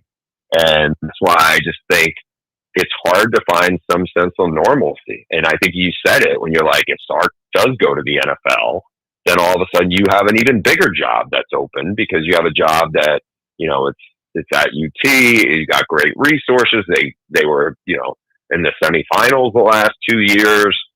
I know it's been a little disappointing so far this season, but still, like, that's an even probably more desirable job than LSU or Florida. So, and then you're going to get these domino jobs that if Lane Kiffin leaves, if Eli Drinkwitz leaves, then all of a sudden those jobs are open. Great time to be Lane Kiffin, isn't it, Bruce? And his agent. Yeah, you said the right part. I mean, it's a really, really good time to be Lane Kiffin, and it's a great time to be an agent if you represent him. So we've seen, and I'm sure you've seen it across social media, some of the backlash towards Scott Woodward for his role in this big buyout that LSU is facing. How much of that do you feel, or how much heat is deserved on his lap, and how much do people at LSU worry about him being involved in yet another head coaching hire when obviously they're trying to clean up some of that previous mess? Yeah, good question about the latter. I think a lot of it's deserved, to be honest. He wanted to be the guy who was like the big name chaser. It worked out well at Washington, where he got Chris Peterson to lead Boise. It was not good at Texas A&M, where Jimbo Fisher went in there and they ended up having to pay him, gobs and gobs of money. Like, that was like an epic failure. Then he turned around and he hires Brian Kelly. And Brian Kelly, I think for a lot of people who are like, yeah, he's a good coach, but this is going to be a weird fit. And it was. And now, whether they have to pay him all $54 million or there's some kind of settlement, they have paid him a lot of money to go away. And it's also, basically 4 years wasted. I think the issue is going to be, do the real money people at LSU, do they feel comfortable that Scott Woodward would be making the next hire? Like, I think Scott Woodward's telling people he's going to be making the next hire, but will that happen, in the next, whatever it's going to be, 6 weeks from now or in the next month? I don't know about that. I mean, it's LSU. All bets are off when it comes to anything because, as you guys know, the passion for football and that program is ridiculously high in that state. And I just think that, Jimbo Fisher, Brian Kelly, you can get it right on the women's basketball coach and you can get it right on the baseball coach, but football is a different deal, and it just counts for way more points for what people think about, especially the money people there. That's why it's going to be fascinating to see this play out over the next few weeks. Bruce, it's not $200 million, but close to it overall with buyouts from just now this year, and it's October the 27th. And more schools are making more and more revenue with TV, college football playoff, and more, and yet they're spending it left and right. Isn't that how you bankrupt a business in some ways? Yeah, I think you answered your own question. Yeah, I think it is. I think people are trying to basically thread the needle. You look at it. I remember a long time ago, Smoak, you'll remember this because, we're in the same, same range of age here. But like, I remember doing a story for some magazine about how much money Mac Brown brought into the local economy, and not just like the University of Texas or Austin when it was rolling at UT. Restaurants are thriving, hotels are thriving. When a program, an elite program, is firing on all cylinders. Certainly happened in Tuscaloosa. And I don't know how rare that is. I think it's not the norm though, because the norm is you hire kind of a guy who does okay, maybe has 1 or 2 good years, and then you end up having to fire him and eat the buyout, and people are just disappointed. You can sell the hope for a year or two, but maybe that's it. Like the Kurt Signettis of the world are ruining it for a lot of other schools, because he came in year one, this downtrodden program, and he got them to the playoff.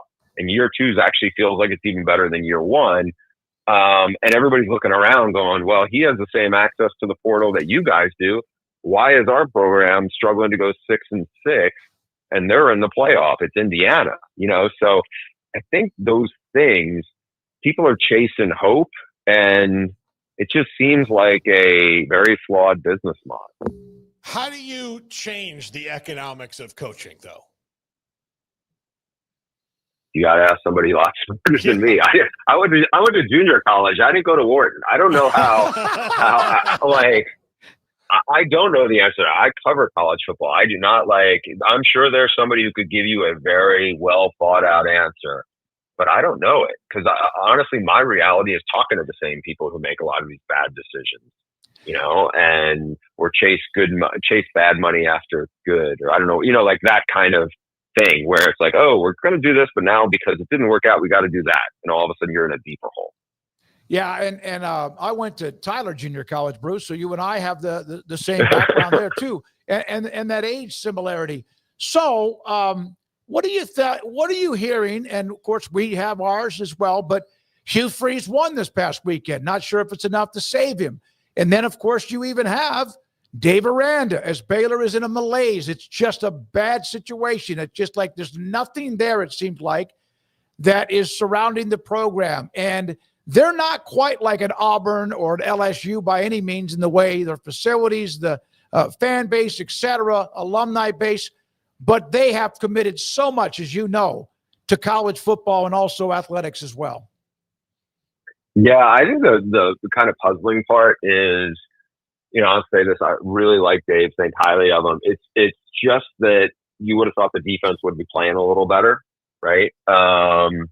You have a really good quarterback who I think is somebody you're like, okay, you can win with that. And I just, I remember back, I think we had the Auburn game on a Friday night and you're looking and going, all right, this is how good is Auburn? But I don't know. Like right now, it feels like Baylor is a 500 team in a conference.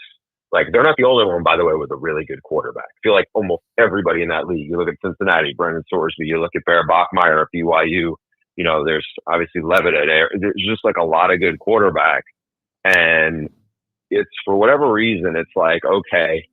I think it's been a little surprising that they haven't been better on that side of the ball, and I don't know what if there's a magic number if you're Mac Rhodes, because I know he really thinks highly of Dave, but right now it's been, they're not one of the schools we talk about. It'd be like, okay, what's going on there? Is it going to be a case where, there's definitely a move? You go on the road the last 2 weeks and you give up 40 plus. I watched a lot of the TCU game. It was kind of a wild game. But you look at, I think there's 2 top 25 teams and you got a road trip to Arizona. UCF is definitely gettable. I don't know. I mean, I would imagine 6-6,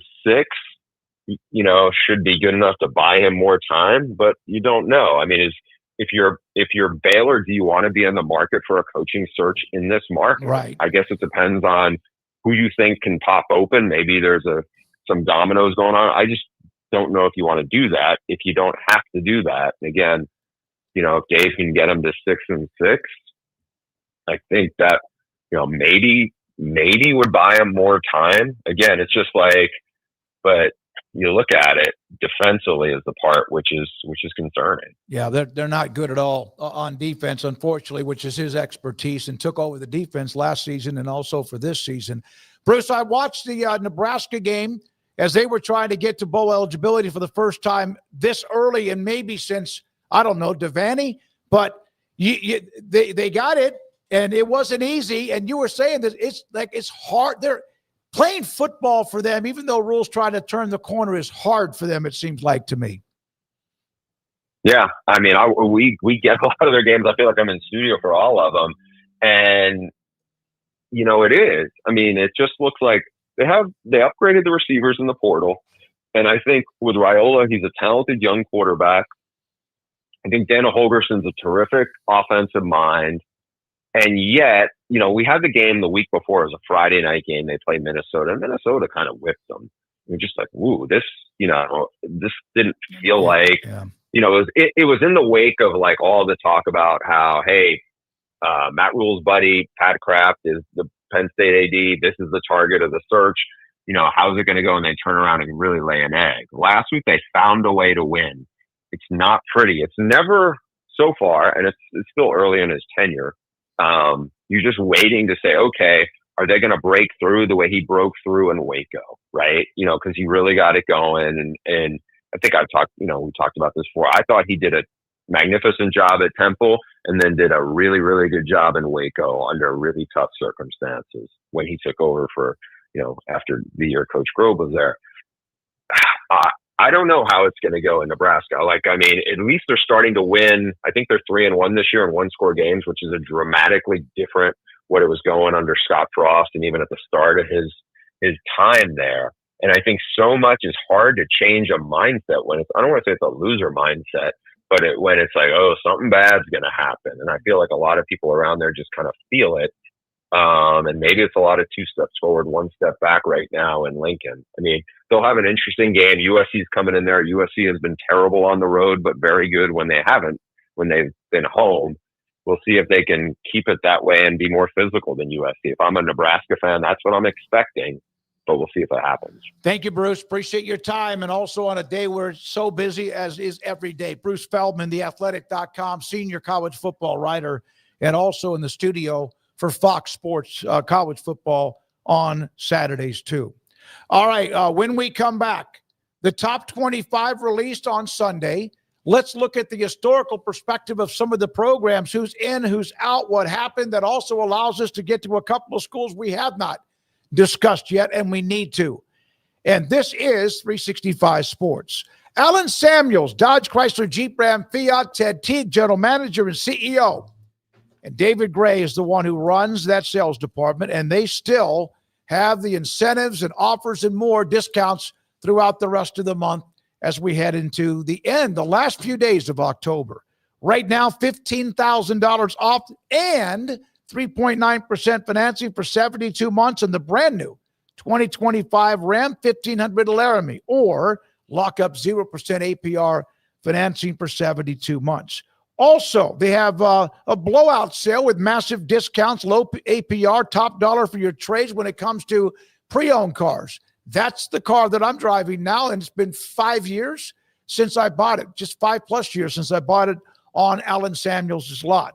How about this one? 0% APR for 60 months on the all-new Jeep Grand Cherokee L. 5 years of interest-free driving in a Jeep built for family freedom and the road ahead. They have discounts and offers and more incentives. Say whatever you want. They have it.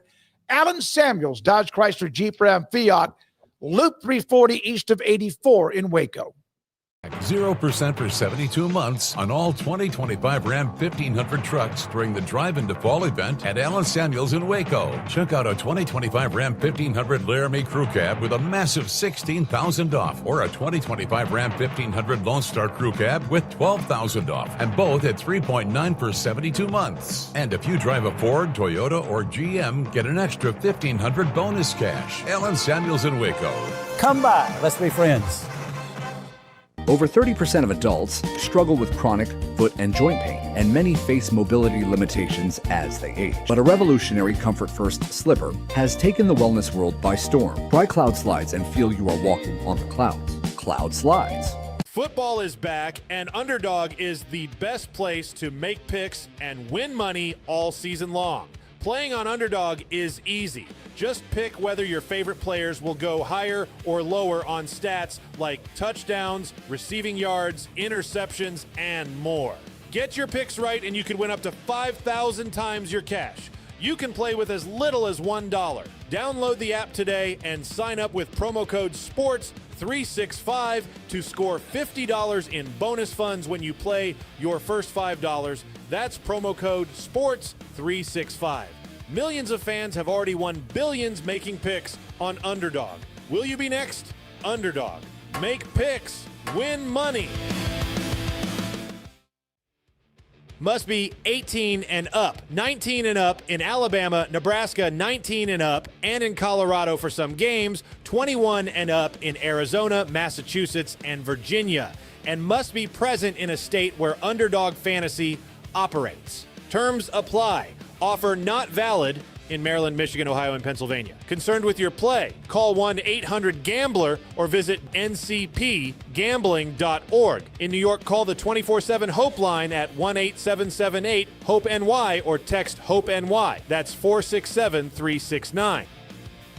See assets.underdogfantasy.com/web/play and get terms _DFS_.html for details. Serving Central Texas since 1889, TFNB Your Bank for Life takes pride in being more than a bank.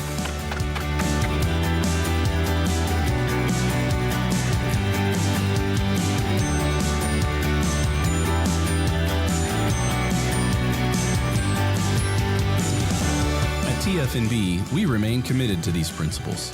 If you value them too, come join us. TFNB, your bank for life. This is 365 Sports. The 3 o'clock hour is sponsored by Waco Custom Marketplace. Meats, sweets, Texas treats, and a cut above the rest. 425 Lake Air Drive, Waco. So, with all of the games, wins, losses, blowouts, shockers, etc., another week of the AP Top 25, and we're not far around the corner from eventually they start to release the college football standings. So, here we are. A few notes as you see the top 25. The first 6 teams all remained unchanged. That doesn't happen as much as you might think, well, especially these days. Also, the top 6 unchanged. A&M, the last time they received a first-place vote, which they did get one, was in 2015. Indiana has 11 first-place votes, and then they got 6 more this week. They've looked so good. Ohio State has 53. Couple of other notes. Big 12 has 5 teams now. So does the Big 10, the SEC with 9. Independent 1, Notre Dame American has 1, 2, with Memphis beating USF. The Vanderbilt, highest ranking since 1937. They were number 7 in the country. They have also now won 3 top 25 games, and they're in Austin against Texas this weekend. Those are some things. I got a couple of others, but wanted to kind of bring those up as of now. Yeah, I mean, none of this is totally shocking. I think Georgia Tech has real staying power, and I'm very much looking forward to that Georgia game at the end of the year because I'm pretty sure they're going to have a big chip on their shoulder about it because last year they kind of had it in their grasp, and depending on how you feel about the officiating towards the end of that game, had it kind of ripped away from them. Miami walked through their game and still scored 35 points late and won the game. Tech, I think they're better than most of the teams ahead of them, like several of the teams ahead of them at least. But with the quarterback issues that they have depth-wise right now, it's going to be hard to say where they are. I think Oklahoma's probably in about the right spot. They just need to go get a win this week and start to build back. And I think Cincinnati's a little bit too low just because I'm really impressed by them. But other than that, I'm all right with it. Yeah, Oklahoma will turn around and get that win against number 4 Alabama and Tuscaloosa after they take care of number 14 Tennessee, and then after they beat those 2 teams, they'll go beat number 19 Missouri, and then they'll play LSU at the end of the year. Very real chance they go 0-4 to close the year, or 0-5. Maybe they get the LSU game, maybe they beat Missouri, some combination. I definitely don't believe they're going to go undefeated, but that's 2 out of their last 3 they've lost now, and that was a game that you had a chance in, but just Ole Miss was a better team ultimately, and Trinidad Chambliss remains very impressive, and that was a great win for Kiffin and company. You wondered if he'd be distracted. I think he's so used to being the coaching talk that it doesn't faze him anymore at this point, like it does maybe some other guys. Matt Rule, even though he should probably be used to it as well, but you wondered if maybe Ole Miss would have that kind of poor performance due to distractions and the like, and they did not whatsoever. So that was highly impressive to see them go to Norman and win. And yeah, I think the top is pretty rock solid. I think we also said that maybe 2 or 3 weeks ago, and then Oregon lost and Miami lost and Penn State lost. And so this is always something that could change pretty quickly, but I do feel like we're pretty rock solid at the top. I mean, those are 5-6 teams there that have been doing it now for nearly the entire stretch. We've got a month left. So they've been doing it the entire season. They're hung around or maintained where they are. So, yeah, Ohio State's really, really good, maybe the best team in the country. But I do think that others have something to say about that. So very excited to see those playoff rankings. Those will come out here in a week. I believe it's next week, right, when they first drop those. So we'll get to tear those apart. But, I think just kind of scanning it over, that top is really solid. Cool to see Georgia Tech there and Haynes King. BYU's now in the top 10 right behind Vanderbilt. Yep. So that's great for Kalani Sitake and the Cougs. The 5 Big 12 that you mentioned, that's the most they've had this season. Most since September of last year. Yeah, so a little over a year. Been a while. They've had 4 off and on, but 5 is the most they've had in about a year's time now. And I'm trying to think if there's anything like really pressing on the rankings themselves. I know in the coaches they had Navy in there, so that was cool to see Navy get into and they have the North coaches Texas poll this weekend, right? Yeah. But yeah, Big 12's got a nice representation. I think the top is rock solid. And then now with USF losing to Memphis, that opens things up for the G5 race or the G6 race and who the representative will likely be, because USF was kind of that leading candidate there, and now they've taken an L. So with Boise interested to see State that. not as dominant or as elite as they have been in recent years, that opened the door up for a lot of other teams to walk through it. And some have done it and some have stubbed their toe. Yeah, I mean, they're really like there's like one spot. So it's Tulane's been that team. There's others that have been that team, but yeah, Boise State was kind of that team for a while. And if you were to say, hey, name a non-power league team or whatever, just randomly, if you were to have that conversation, then Boise State, there's a pretty good chance they're probably the team that somebody would mention. But yeah, that team is now, as of this year, as of this week, I should say, it's Memphis again. So we'll see what happens as far as that race goes. Ryan Silverfield is one of Paul's favorites. And I do need to say, it's not just the G6, the American race itself by itself is great. God, and yeah, it's a great conference. And so I need to say specifically that league has a great little stretch run that they're about to embark upon.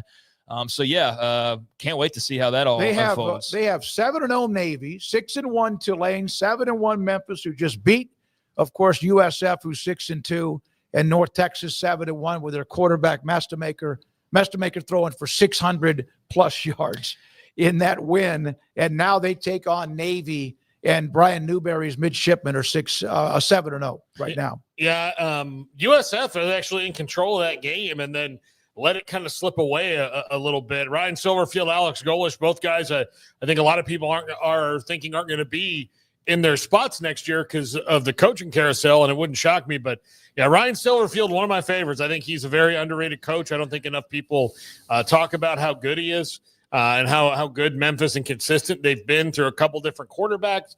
There's some coordinators leaving through, just the fact that, of all those teams, like Memphis and USF, are the teams that in the America that everybody brings up as the next ones who would get invites into the big leagues. And for, kind of same reasons or varying reasons they haven't been able to, Memphis has gotten a good shot in the arm of the program. They're getting a remodel of the Liberty Bowl, the stadium they play in. There's a lot of good things going on there. I think he's the best hire that Arkansas could make. But yeah, what they did coming back and showing some grit, especially with the quarterback Lewis playing on a sprained ankle, and he's a real true dual threat. And it really just didn't seem to slow him down that much in the key moments. And that was a gritty win. Memphis is just, they always have some really good, fun guys to watch on offense. By the way, Virginia, first time they've been ranked as high as they are since 2004 at number 15. And they got that lucky horseshoe. They sat on that at some point before the season started, or like got it glued to the bottom of their foot. I don't know. They got a horseshoe that's hanging around them right now because they're winning games that a lot of times they have no business. It looks like they should be able to keep closing out the way that they are, but they just keep winning. They keep winning. I love Virginia's logo there. Also, they would have had the worst week too. And like if you had lost, if you were out there other than maybe LSU, but like if you were out there saying like, hey, we're here, we did it, and then you lose to a program that is in the middle of the soap opera season that they are, like UNC, yeah, that would have been bad. Well, also, they're going to go play Cal now. Cal's totally flailing at this point. So, I mean, either way, Virginia will win that game by 1 or 2 points. And, you look at it, they realistically at Cal, that's winnable. Wake Forest, winnable. At Duke will be tough. Virginia Tech at home, winnable.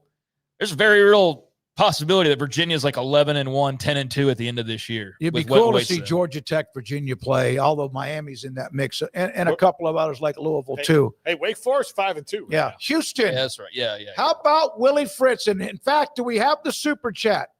Look at this from our great friend Juan as the Cougars go into Tempe and beat Teddy Dillingham. Houston, Willie Fritz. Somebody asked me where would be a good place for Willie Fritz to go, and I said he's in a really good place right now. Since first time ranked since 2022, and they've had some pretty good teams with Sumlin among others. Also, USC's back in it. Where would a good place for Houston, where Willie Fritz to go? Pappas Brothers Steakhouse. Yeah, that's you go. Go there, have a steak, stay in Houston. It's perfect. With USC back in the top 25, they visit Nebraska, Utah back in it with Ficklin, right? The quarterback who was really good at 24.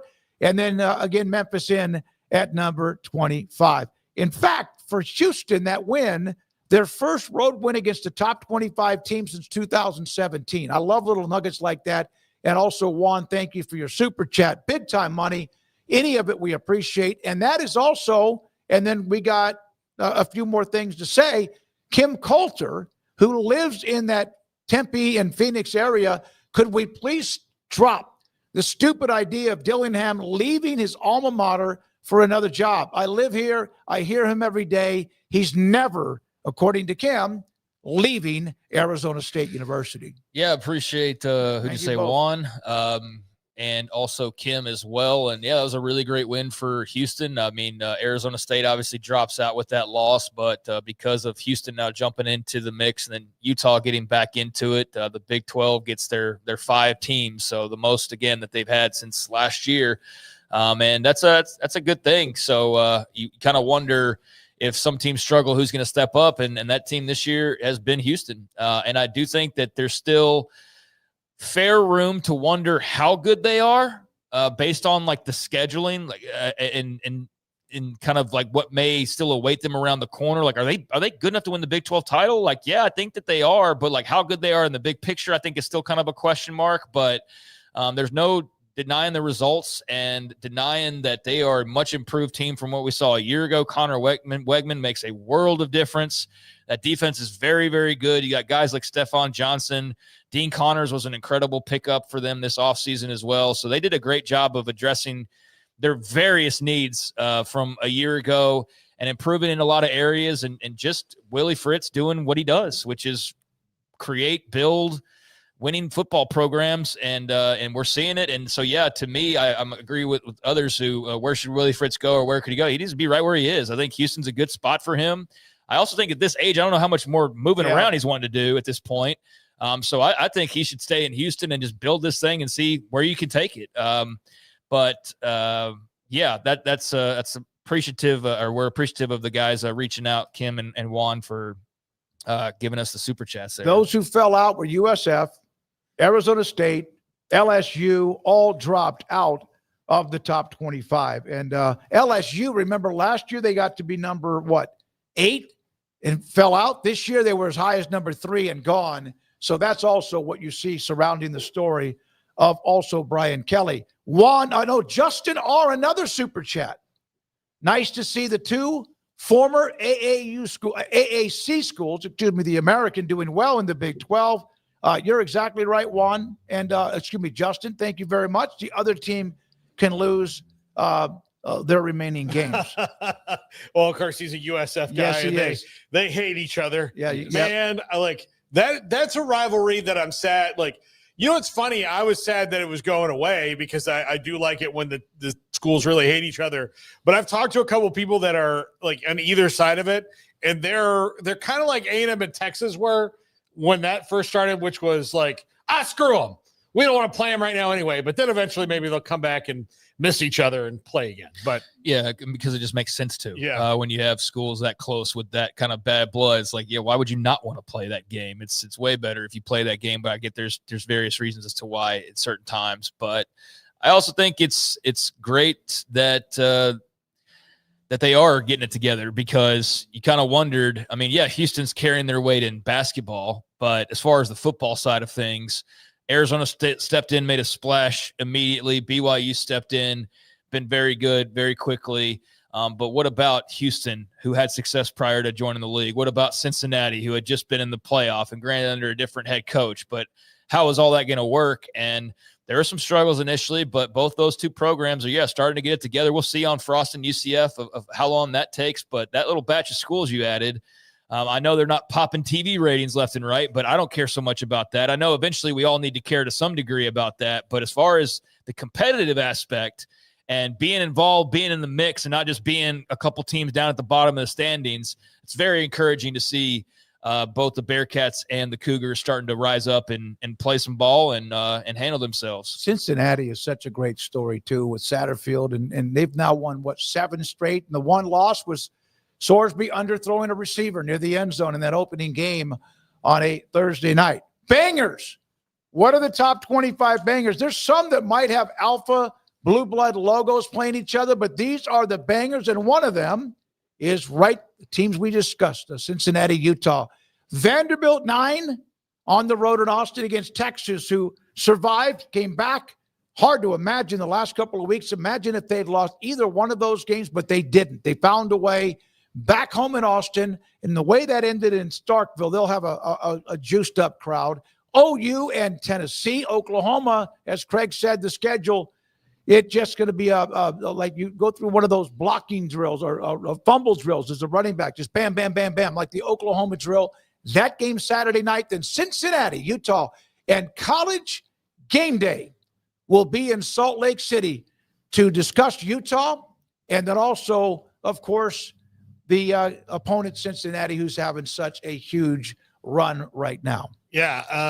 Utah's just absolutely obliterated Colorado with a backup quarterback, and Cincinnati jumped out to a 24-0 lead on Baylor, and eventually we're able to hold on as Baylor tried to mount another comeback. But both two fun teams right now in the Big 12. I'm glad that game day is going to be there. I looked at the schedule and thought, man, this is going to be a tough week for them to pick. I mean, they were just at Vanderbilt this last week. Oklahoma and Tennessee. I don't know if Oklahoma, because they've lost a couple times, would have that kind of juice. Although, Josh Heupel against his old team, I'm always excited about that one. I don't know how excited Craig is about it, given the last couple weeks, but yeah, I'm pretty geeked up for Cincinnati and Utah. Back-to-back weeks. They had noon last week. And then also Fox big noon kickoff and now game day this week in Utah, even though that's a night game, which is great. That means they'll be there for 12 to 15 hours discussing that game in the conference. Yeah, not a bad deal for Utah to get both big noon and college game day in the same last few weeks or so, much less the same season. Not a lot of people get that opportunity outside the kind of typical schools. So that's great for Utah to have another showcase to take advantage of, and another big game to get excited about. And this will be a great test for both schools. Utah has looked pretty good. Bert Ficklin was really, really, really good for them the other night. I didn't even notice Devin Dampier was gone, to be perfectly honest with you. At one point, they flashed up the name bar or whatever, and I was like, oh, that's right, Devin Dampier's not playing, like when I first tuned it in. And then I just sat back and just watched the Bert Ficklin show, and he was great. And so that's very exciting for the Utes, depending on Dampier's injury. There's a lot of injury news that's out there right now, but if they need to turn to their backup, then I think they feel pretty great about it based on what we saw Saturday. So with Cincinnati being on the road and 7 straight wins, and Brendan Sorsby, maybe the best quarterback in the league, this ought to be a hell of a game. Can't wait. A very explosive Cincinnati offense versus a stingy Utah defense. And then I don't know quite what to expect on the other side of things with Utah, because we'll see who's playing quarterback this week. And that'll be a fun matchup. But certainly the marquee is Sorsby and the Cincy O versus that Utah defense. That's kind of where the spotlight will be. But it ought to be a great game and a great opportunity for everybody involved to have a big spotlight. They beat the living shit out of Colorado. What was it at halftime? Colorado had 490-something yards.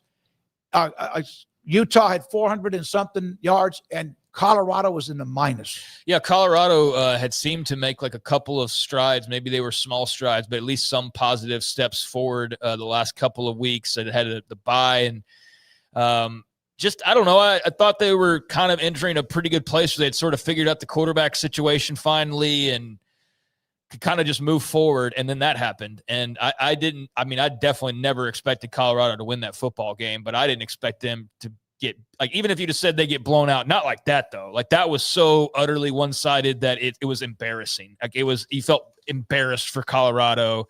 And I know Dion probably didn't sleep very well, knowing how he's handled close losses and just average losses.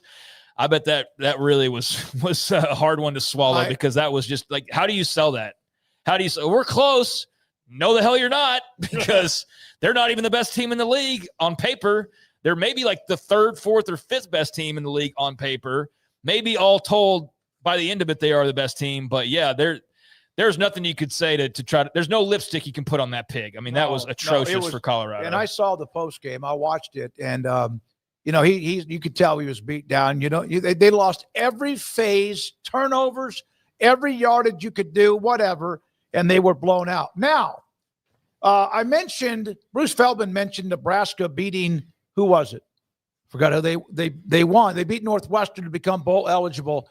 So I was in one of those moods, my emotional meter on Twitter, which about once a year I unleash. And then all of a sudden, about 5:30 or 6, I looked out at my phone, and there's a text from Matt Rule that said, wow, I honestly felt bad because I had blasted the team with the way they are sometimes with their football IQ. And guess what? I text him, bowl eligible. And then he FaceTimed me right there. Matt Rule, Paul, I didn't deserve this call. No, I didn't deserve this call. No, I think that Craig and I probably deserved it more than you did. We've been far more supportive. But you guys aren't emotionally involved. Far bigger believers. Well, I know. Part of it is just Trump has battered Cornhusker syndrome. Yes. And it's understandable, but I see things watching Nebraska that are all better than they have in the past. Like their line play is way better than it has been. Like it's because it was atrocious for a long time. It's not back to. It probably will never be back to the days of just big nor do I expect that. Corn farmer boys that came out and ran the power I, but I do see good things. I do hope Matt stays there and really builds on it, because I think it's a nice fit. They still are lacking certain things. Like Emmett Johnson is fine. Like he's there. He's a good player. Dylan Raiola's fine. Yeah, fine. Like, but they need the next iteration. Like this is the first this is the first recipe you put in the oven before you figure out what the thing is that's going to be your signature dish. I think. By the way, GCU got by West Virginia, but death, taxes, and Kansas State beats KU. I do pretty good with my picks, but K-State, again, 17. Look at that. 17 consecutive times, and they lead the country with takeaways by all Power 4 schools. They have now beaten KU 17 consecutive years.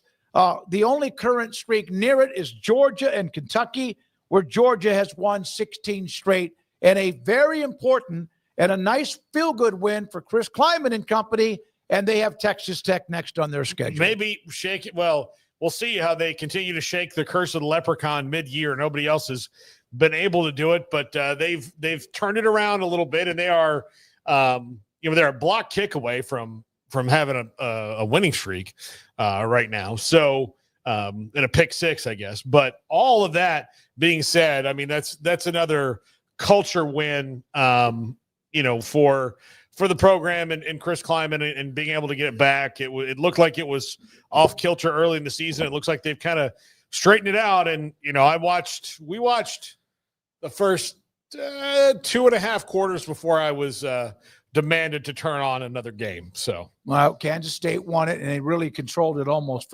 I think from start. Bracket Cat and all of you K-State fans, I apologize for taking KU. I was dead wrong.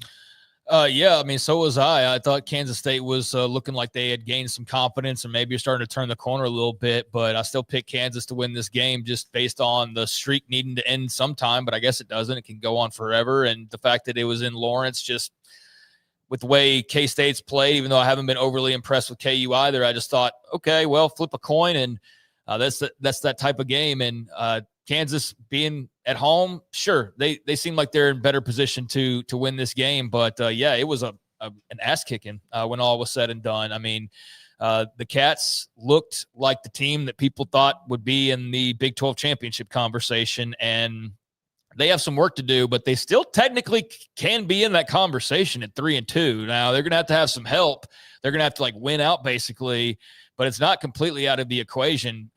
For them to be involved there at the end, especially Arizona State's taken a couple of losses now. I mean, a bunch of teams, and we'll see this weekend. I think that Texas Tech Kansas State game went from sort of interesting to now very interesting based on what the folks in Lubbock are dealing with at the quarterback spot, which we haven't talked about yet, and also the fact that Kansas State's playing a lot better. So mightily impressed by that. Did not see a butt whooping of that nature lurking, but Avery Johnson was really solid.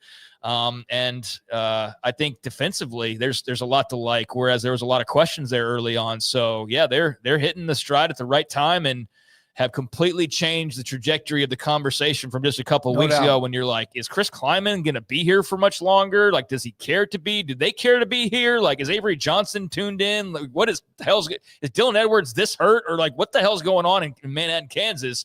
All these questions we had, they're not as important now because it seems like they've figured some things out. All right. Texas Tech, we know, is good, and they have BYU around the corner, but they have K-State next. And yet again, I don't know of any program, that's not the right one. I don't know of any program that has had more issues with long-term injuries at quarterback than Tech. Now, Baron Morton is going to be fine. He's just got some bumps and bruises, but he should be back for the game this week. Will Hammond, who came in because Morton has been up and down with the injuries, he now will miss the rest of the year because of a torn ACL, which sucks after the blowout win against Oklahoma State. So you hate it for him, but Texas Tech still has Baron Morton, and then know the name of Mitch Griffiths. Do you guys know his history? He was at Wake Forest. He played on Saturday. Yep. He played on Saturday. Yeah, he did. He did play on Saturday, and he's 13 of 18. He's thrown a couple of touchdowns.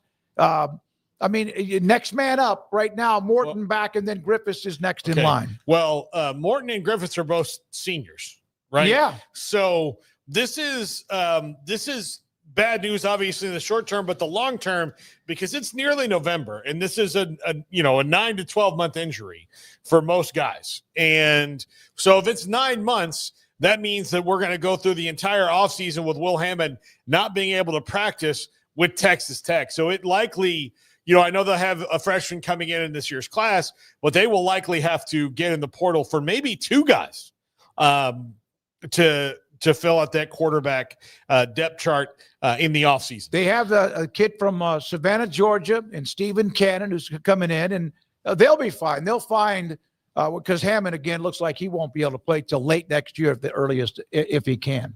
Yeah, I mean, they crushed Oklahoma State just like you expected that they would. That wasn't a surprise whatsoever. And poor Oklahoma State, just 1 month to go, folks. 1 month to go, and it can be all about the new era and whoever the new coach is going to be. But, man, they are taking some lickings. And Texas Tech, the latest to deliver that, but not without, paying a price for it with that Will Hammond injury. I mean, Paul starts to talk about the next year, and I get it, and I'm also interested in that for them, and it's a big story. But this year, they are in the mix for a playoff spot. They are in the mix to win the Big 12.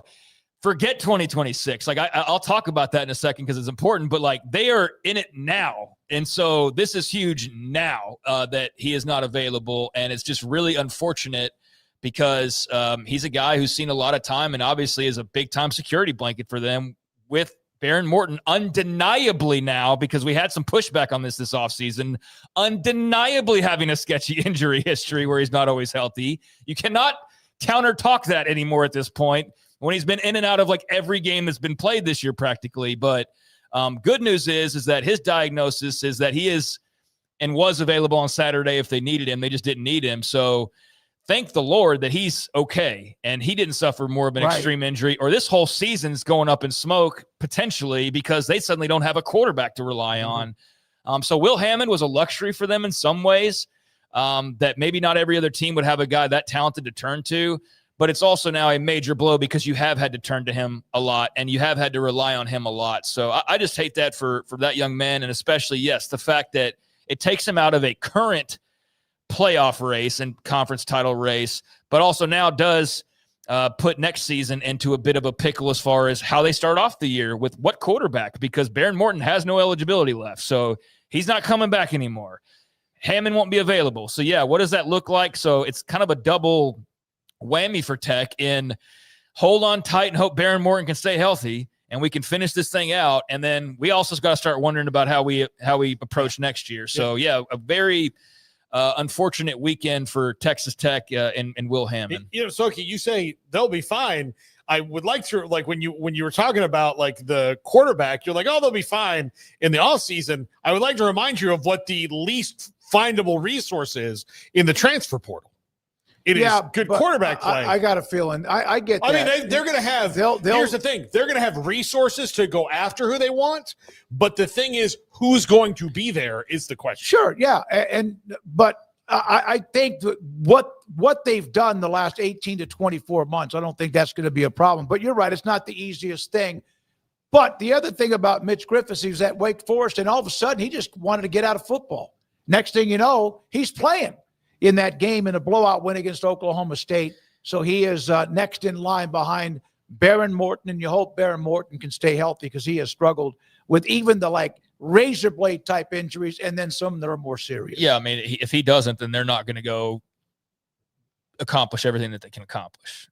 All due respect to Mitch Griffiths, but they're not like the dominant defense that they can just go win games. I feel like 13-6 and stuff like that. I think they got to still be able to score points. And so good for Mitch Griffiths to get some run, but yeah, you're just holding on to your hopes that Baron Morton can stay healthy when he's been either out or left parts of games, either due to precautionary reasons or actually was hurt and couldn't return or whatever the case, almost every single week this year, more often than he hasn't, right? More often than he hasn't just played full games. So can he last another 5, 6, 7?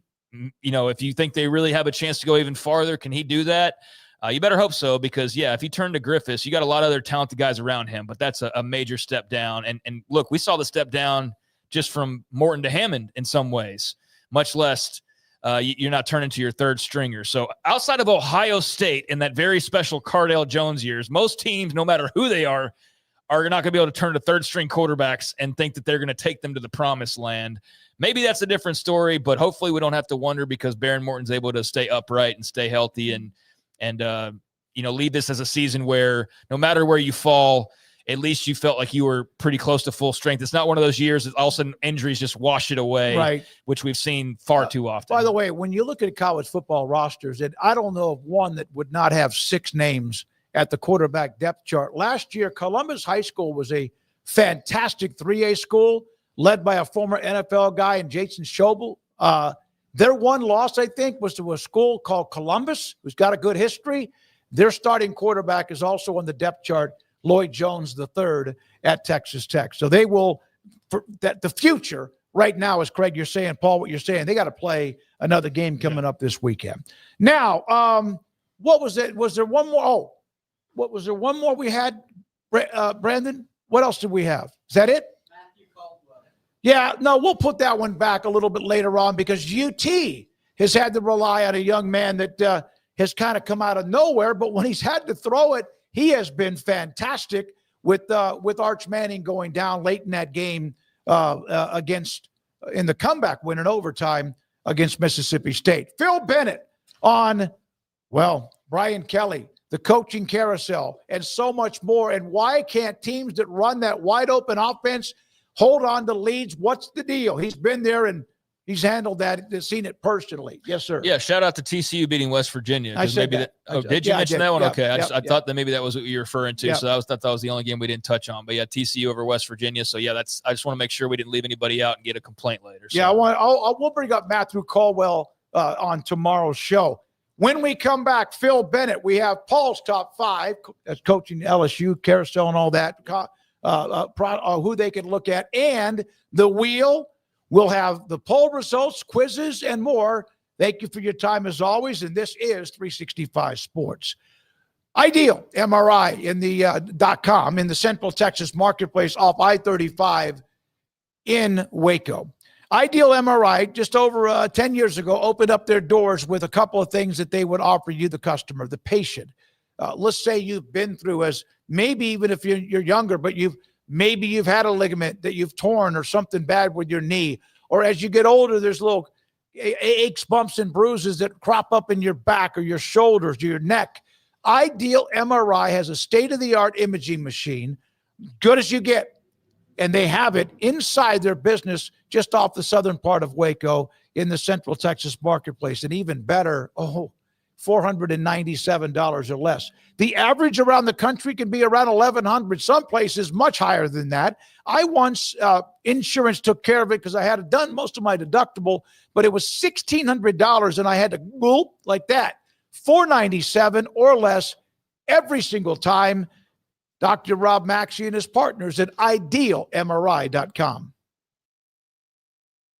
Hi, I'm Dana Hassel, President and CEO of American Bank. Waco is a great place for business, and for more than 70 years, American Bank has been the bank for business. We continue to invest in our growing community with state-of-the-art branches conveniently located to serve you within minutes. Our experienced bankers, lenders, and decision makers work directly with business owners like you every day, providing tailored solutions, timely answers, and local insights face-to-face. Schedule a meeting with one of our bankers today and find out what makes American Bank the bank for your business.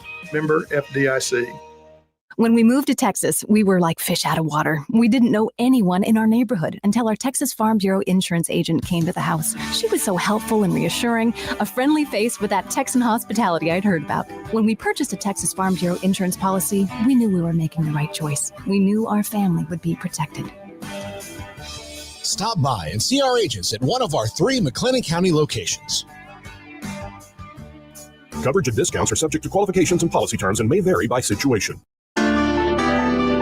Edward Jones Financial Advisors Ben Erlinson, Brad Wilson, and Cam Heathcott understand these are difficult and changing times we live in, but they know how important your financial investments are to you. So is your financial advisor staying in touch with you and helping you navigate today's financial climate? Invest with Edward Jones Financial Advisors Ben Erlinson, Brad Wilson, and Cam Heathcott, who invest their time and experience back to you and your money. And like coaching athletes, investing money is about time, patience, and encouragement. Contact Ben Erlinson at 254-759-8533.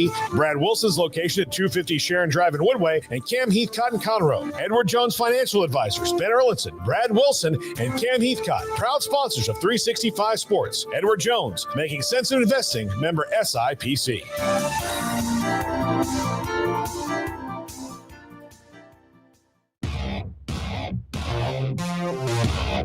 This is 365 Sports.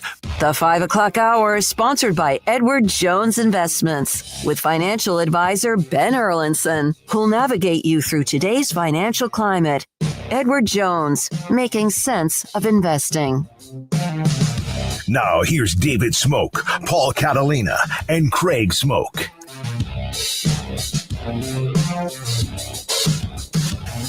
It is Monday, 5 o'clock hour.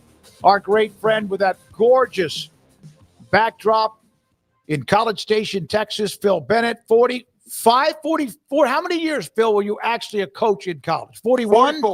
44. Good to see you, sir. A lot of things. We got to get to a lot of stuff now, and we come to you on Mondays for this. Not to mention, this is a hot weekend Monday. So Brian Kelly's a Hall of Fame coach. He's won everywhere. He was 34-14, but the last 2 years there was slippage. Your thoughts about that? And of course, we've discussed over the years the hundreds of millions of dollars in buyouts that come with it. The first thing I think about with Brian Kelly is, he is the all-time winningest coach at probably the most recognizable college or university in the nation, Notre Dame. So you're not talking about a guy that just fell off a turnip truck. And he is someone told me today in LSU that he has the best winning percentage of any college coach, power college coach that was fired. Now, was he a fit? Probably not. You know, they're trying to say that he's only going to get 20 million because he has a girlfriend. He has this, he has that. The bottom line is he didn't win. And you and I talked about it. I've been there. Louisiana is such a political place that everybody there feels that if you're not winning championships, then you got to go. And he became the last one. Phil, he was not a fit. I mean, like that was kind of evident early on that he may not be, and then as it went on, even when they were going well, it seemed like he struggled a little bit to even deal with the success they were having with the fans. You ever been there? Yeah. It's a different place. It's different. It's different. You have to have the right mindset to do it. Have you ever had a job where you could feel that you didn't fit? And what is that like as a coach? No. No. Well, that's see, that's a testament to you. I want to say this. You know, I look at that, and I'm a guy that always look at staffs. You know, I look at guys. You know, you're only as strong a head coach as the people you have around you. He lost a hell of a coach to Notre Dame, the offensive coordinator. The defensive coordinator, he never got it right. I just didn't see a staff that I thought was indicative of LSU being SEC championship or national championship caliber. I didn't see it. And part of that is picking the right guys. Evaluation, as we've talked about many times, is crucial. And obviously they didn't do that. Coach, the reason why he's in this position is a long list of losses and disappointments, but the exclamation point was getting beat down by Texas A&M in Death Valley and having the core and the whole crowd, which looked like it was in the thousands of Aggies. Took the stadium over. I mean, what an incredible win and a night for Texas A&M football. Your thoughts on this is Mike Elko era and just the different mindset that they seem to have that he's brought to the table with them? I think the first thing that comes to my mind, and Craig, I really believe this, is when he took over the defense, they have become a different team. I think he has great confidence in Colin Klein. And as you can see, any offense that survives a punt block and 2 interceptions, one in the end zone, and comes back and scores almost 50 points in Tiger Stadium is doing it right. I think they have a great staff. I think they're maximizing the ability of the players. Like I said, they took 2 receivers in the portal. They're both difference makers. The freshman receiver, Roman, is special. You look at the quarterback, he's special. I mean, he makes bad plays good ones. Offensive line is extremely impressive. The young backs, every back they put in plays well. When you watch their line against LSU's line, I mean, it looked like that one Cassius Howell. Hell, nobody heard of Cassius Howell before this year. I mean, I think he has 10 sacks. He is a force, and I thought A&M is playing. They're on a nice roll right now. Yeah, there's no question. And Cal's the one that had Howell's like 3 sacks almost in back-to-back snaps earlier this year. Early in the show, and like Smoky and I talked about this on the weekend, Phil, and you were part of some of those staffs with R.C. Slocum. He had teams that were bordering on great and had some teams that were about to break through. And then the ball bounced a certain way. I don't know where this is going to end, but as far as personnel and execution, and no offense to R.C. Slocum because he is a legend upon legends, but I think this is the most complete team individually that they've ever had. I don't see any real weaknesses with them. At this point, I mean, they're 8-0. I wouldn't disagree. I think that, when I played in 75, we were I think we were 10-0. We lost our we lost our 11th game, but we had an average quarterback. When I coached here in '95, we won 11 games, 10 or 11 games. We had an average quarterback. We had everything else. Running back fine. This guy at quarterback for A&M right now is a difference maker. I mean, if you're defending him, you got to know where he is every down, running and throwing, and that's hard. And that all that does when you got it, they have a tight end that can catch the ball. They've got 4 receivers that can play, 3 running backs that can play, an offensive line that they're subbing. I agree with you. They defensively they didn't play as well versus Arkansas because of a running quarterback like Marcel. But they're there. They're getting there. I think they're a team that could be definitely in the mix for all of it. Phil, Mississippi State has a long streak of losing games in the SEC. They're on the wrong side of all that. And they had Texas. They didn't have dead to rights. They were like already in the ground. And it seemed like they were in complete control of everything.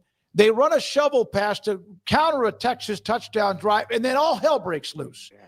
You've been a part of an offense that Jeff Levy learned under Art Browse at Baylor. Why is it so hard for those coaches to know how to control a game a little bit, slow it down, but still be effective and win a game? You know, you're talking to a defensive guy. Mm-hmm. One of the things that you look at when you have and they did a great job against Texas with the no huddle, with a hurry up. There's a place at time that you have got to stop. You say, hey, this is the first down. We don't need to hurry up. Let the clock run. At some point, I used to call it the 4-minute offense. Jeff has had some bad luck. He's getting a lot of grief on his decision to throw the ball in the middle at Florida. And then at the end of this game, punting to the number 1 return guy and then not being able to get a first down. Now, I will be the first to tell you, it's easy to criticize when you're not there. They have a belief system, but they're madder than hell in Starkville right now. They feel like they should have at least 2, maybe 3 with the Tennessee game, SEC wins. And they feel like a lot of it's coming from coaching decisions. Coach, how do you feel about Texas at this point? I mean, without Niblett, they have another couple losses around their neck right now, and they're really not reaching expectations. If he doesn't run that back, they're not going to win that game. Right? They could not score on offense. Yeah. So I don't see.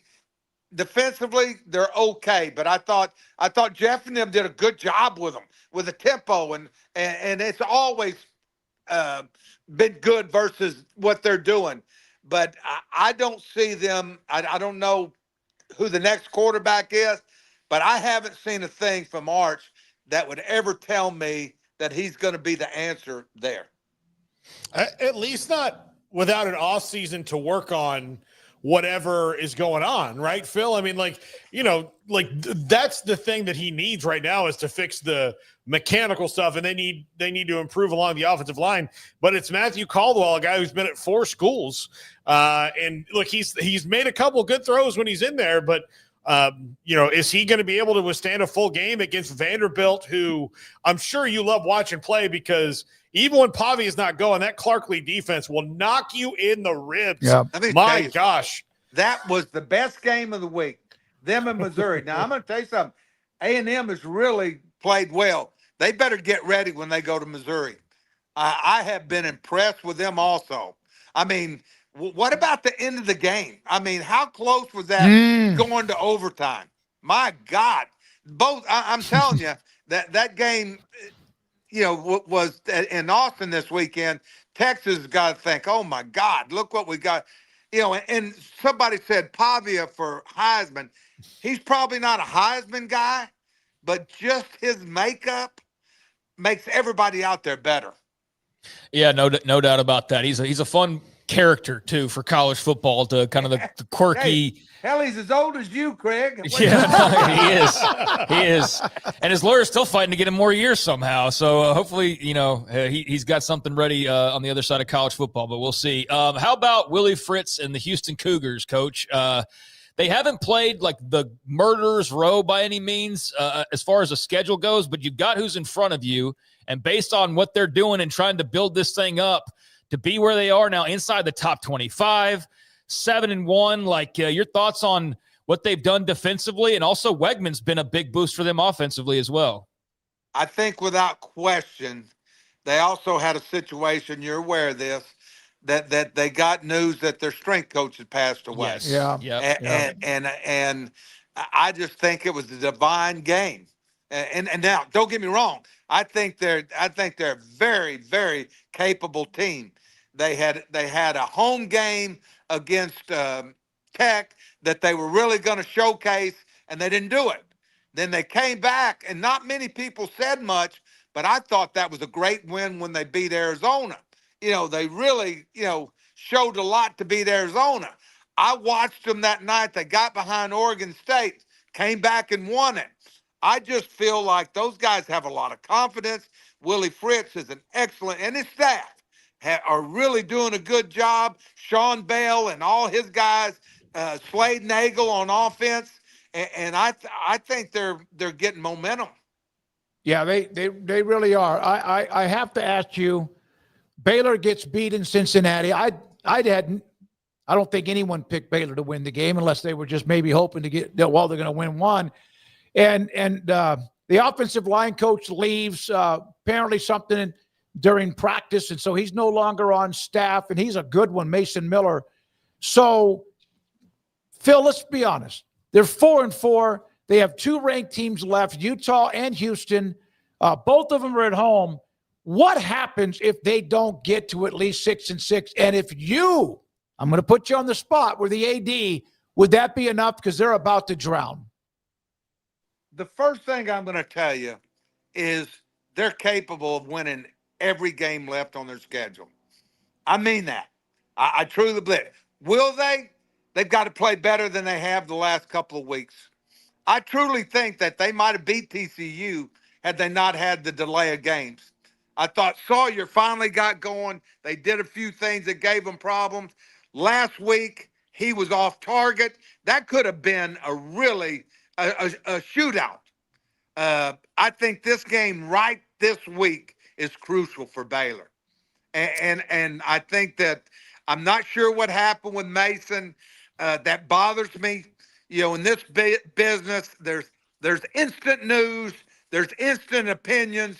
I know this. He's a hell of a coach. He's done a good job at Baylor. I don't know what happens. I'm feeling just sad for the situation. But they have to win this game to have those other options. If they don't win this game, then it's going to be a road to hoe. And unfortunately, UCF is in the same situation. Mm-hmm. I actually talked to one of their coaches today, and they know it. They said both of us need to win this game. And with having U of H at home, with having Utah at home, I think they have a chance. They just got to have some positive things happen. Now, the mojo doesn't sound good, but that can change. And I think those coaches, Sawyer being a little bit more accurate, I think good things could happen.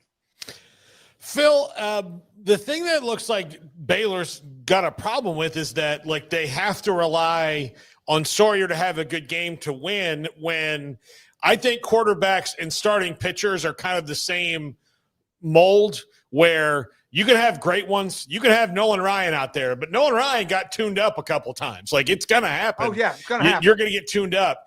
And in the games where he got tuned up and they won, it's because teams, backed him up with the bats. They don't seem to be able to back him up with defense when he's going to have an off day. We knew going into that game, Paul, that Cincinnati's quarterback, and they were good. They were talented on offense and just didn't play to that level. I think you go into games knowing what you've got to do to win. And I look at UCF, You got to score on them, and you can score on them. I don't believe for a second that they're as dynamic on all. I think this is a better matchup for Baylor. Last week, for them to have a chance, and I think we talked about it, it probably had to be a shootout. Yeah, no, you did. And he has not. It's just the 130-something yards. Can you get to a point as a player, even though you're really good, that you feel like if you're not flawless, it wears you out and eventually gets you or not? Not the good ones. Not the ones that separate. You know, I mean that. I mean, you ask Robert Griffin, Petty, Nick Florence. I mean, hell, let me tell you something. And that doesn't mean they're not going to have great games, but I felt that way in the TCU game. I don't know, David. You tell me. A couple of throws were there that he overthrew, didn't get the ball there. I mean, those are memory games that people say, hey, remember when? You know, I remember RG3 against Oklahoma in 11, throwing that ball to Williams in the end zone. I mean, that's what you're known for. Yeah, the big moments that also can put a program at a different level, because that's absolutely. That was someone said when he made that throw and the catch that was when they started writing checks from McLean Stadium to start being built with the donors and everybody else on campus. How are you doing? Everything's going well with you. Have you played golf yet? Can you swing? I can't play for another 3 weeks. Okay. All right. But I'm doing good. I'm got the neck brace off. I have to sleep with it, but I'm doing good. All right. It's great to see you, Coach. Right. We love you, man. Hey, congratulations on that grandbaby. Thank you. Absolutely. Yes, yeah. Thank you. Appreciate that. Hey, that's better than any football talk. No, it is. It is. It was an unbelievable experience. Thank you, Phil All Bennett. right, guys. Talk to you later. From College Station on many things, and including A&M playing so well, but also on the coaching carousel. What is this one? Yeah, Grateful 365 says, hope to see him in the expanding studio soon. I think I know who that is, by the way, even though they're anonymous. I will say we'll get Phil Bennett a damn key. No, we'll get him his own place to get ready and much more. Thank you, Phil Bennett. Appreciate your time. All right, when we come back, we have to get to a lot of things, including Paul's top 5 and a few others. Before Brandon, do you have the top 25 bangers just to throw it up, and then we can look at it again for picks later in the week? There are 3 games. I think we mentioned them, but somebody asked if we could put them back up again. Vanderbilt at Texas and Austin. Oklahoma, Tennessee. Heupel played at OU, won the national title, which is hard to imagine. That was 25 years ago. And then Cincinnati and Utah, 2 teams that play really tough physical, could be just a sledgehammer. That game late Saturday night, and College game day will be there. Yeah, so kind of a light schedule, but as we've seen, that's usually the craziest weeks. It's oftentimes at least the way how it feels by the end of the weekend. So I think this occurred a couple weekends ago. Maybe there was a little bit of a light week and ended up just upsets everywhere. But yeah, those are some interesting games. I think too, for Oklahoma, I don't feel like Brent Venables is in danger just yet, but we'll see how the stretch run goes, because they do have a handful of games they could lose out to end this year, or some big wins on the horizon. But facing Josh Heupel, it's always going to kick up. Like, would he ever want to come back to Norman? And they kind of revisited that last time. He stuck around in Tennessee because he's got a great thing going there. And not everybody comes back home because it's not always a good choice. But if Tennessee puts it on them, then you can imagine there's going to be a lot of conversation surrounding that specifically. Oh, yeah. By the way, Juan M., man, another one. He is so fired up over Willie Fritz and the Houston Cougars. Just Houston, 999. Juan is unloading, and we love it. Keep doing it. That helmet right there behind me, this Houston helmet, Juan sent us that. That's right. Back in the right. day. Thank you. Juan's a great supporter of the show. We appreciate it. Yeah, man, live it up. Live it up. They've got some tough, games ahead, but 7-1, big win on the road against Arizona State, and they deserve their props, and they got their props with that top 25 ranking. So now it's a matter of just keeping it up, but gotta love the trajectory that they're on. You didn't really know quite exactly what to expect this season other than, all right, they should be improved, but to what degree?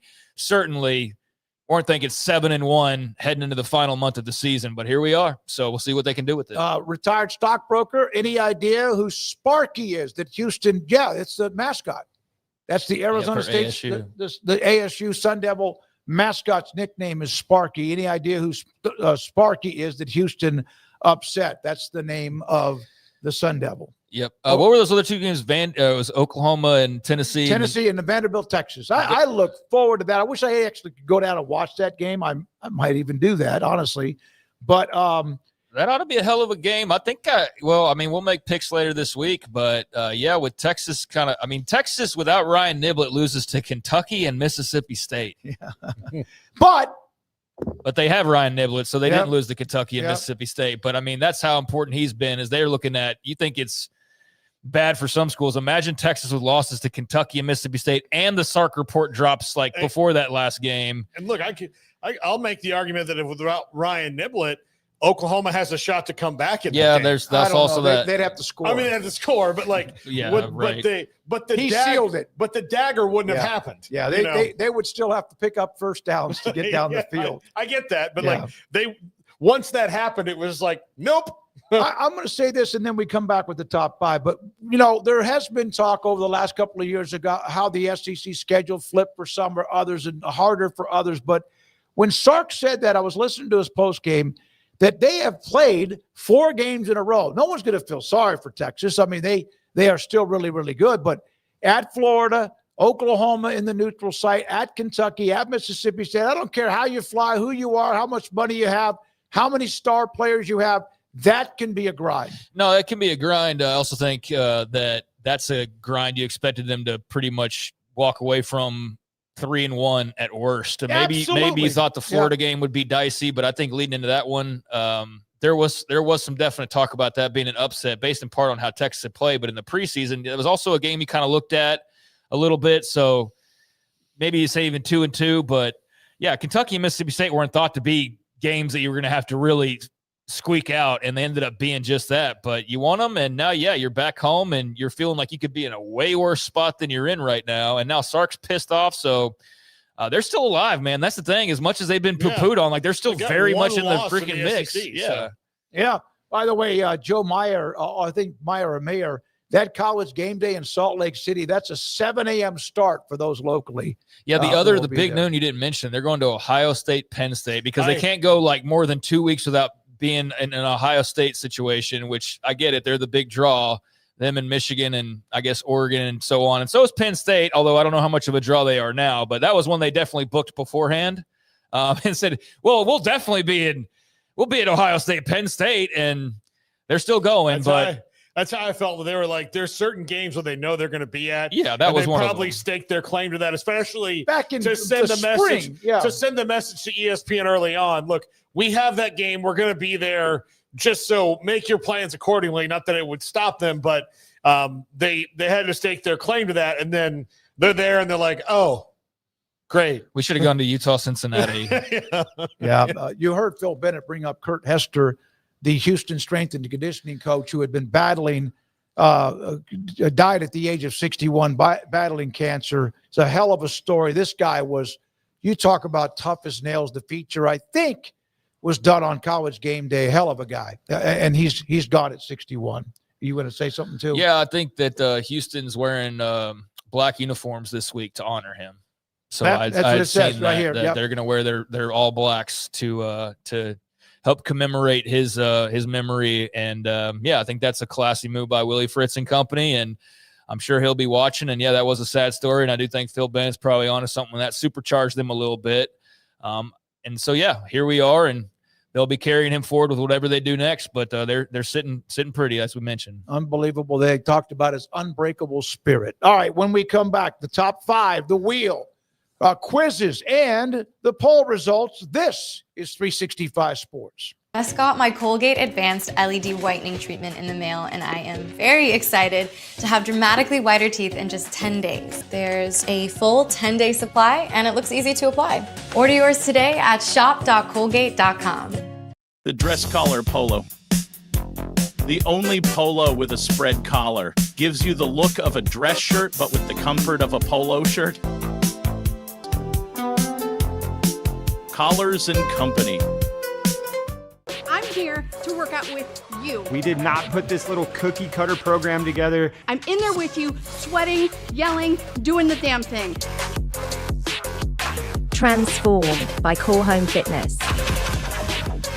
At Covers & All, we've revolutionized protective solutions with cutting-edge, customizable covers, tarps, and curtains. We deliver premier protection at affordable prices and express shipping.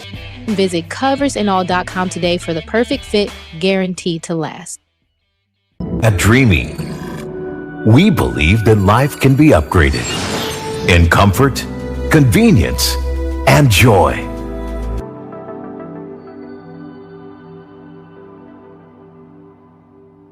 Dude, check out this robe. This is the dude robe. It's perfect for after the shower, gym, or even the beach. This thing is awesome.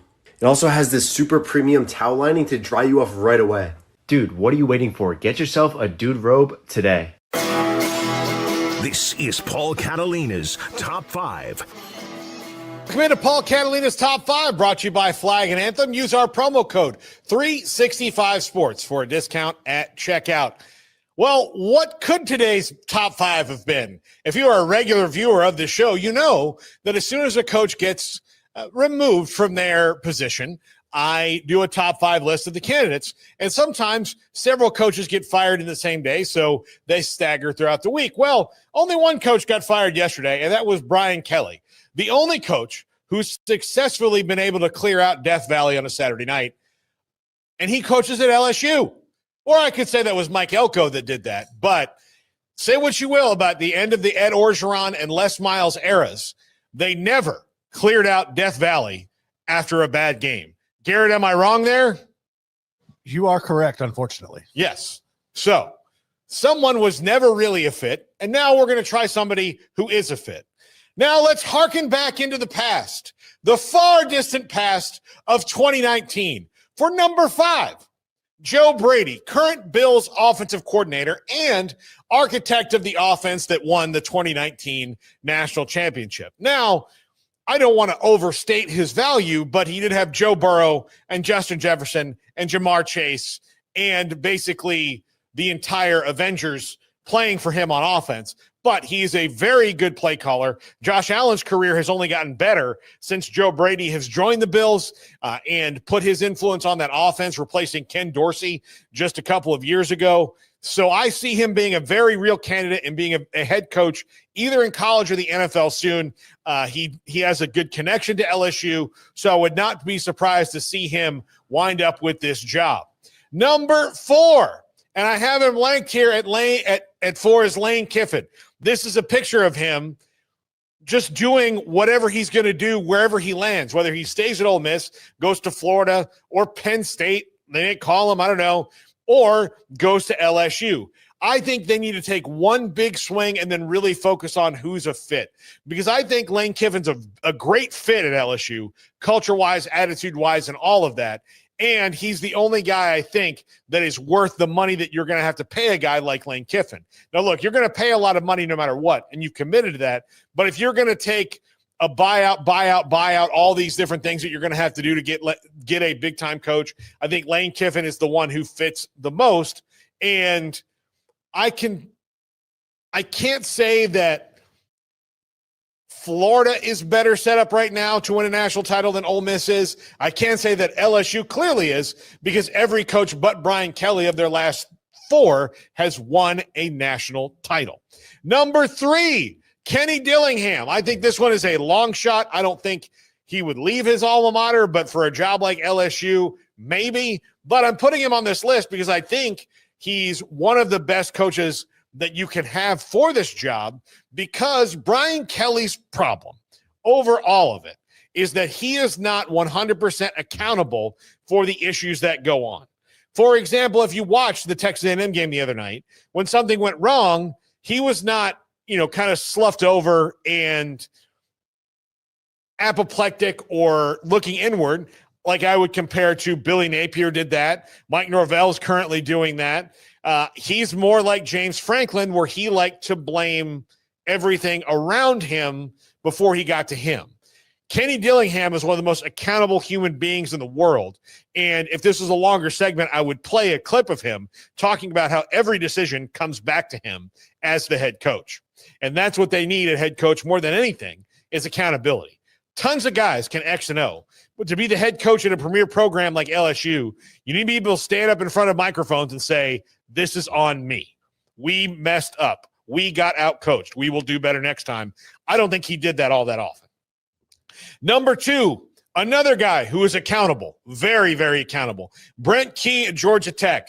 Look, he's an alum. It's another guy you're going to have to pull away from their alma mater, but I think Brent Key should be a top 3 candidate for about 7 or 8 jobs out there because he is that good of a coach. And he is just so far, if you're drilling the well for the oil, they're not even to the honey hole yet with Brent Key. His best years are yet to come, and that's clear. Accountability, toughness. This guy is LSU through and through on that regard. Now, he's a Georgia Tech guy, so you're going to have to make a pretty sweet offer for him to leave that conference and that job, which is all of a sudden really good in a great recruiting area like Atlanta. And number 1, he has to move 84 miles. John Summerall at Tulane. Defense first, run the ball, all these things that have always worked at LSU. John Summerall is the perfect coach for LSU right now. In fact, they should maybe interview a couple other guys, but like John Summerall should be the number 1 target. I worry that that's not a big enough name for Scott Woodward, who likes to big game hunt, but John Summerall checks every single box that LSU will want, every single one, and need. Not all the ones that they want, because Scott Woodward, again, wants a bigger name, but guess what? He hired Jimbo Fisher at A&M and Brian Kelly at LSU, and that's a lot of buyout money.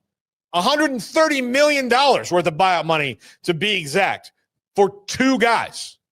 So maybe shoot a little smaller, Scott. Well, that's going to do it for us. Andrew Relates Carnival starts right now. And we're spinning the wheel. It's already spinning as we come back. Okay. Whoa. Where's the best place to sit at a football game? On the side, behind the end zone, where's the best spot? I kind of like the press box. Yeah.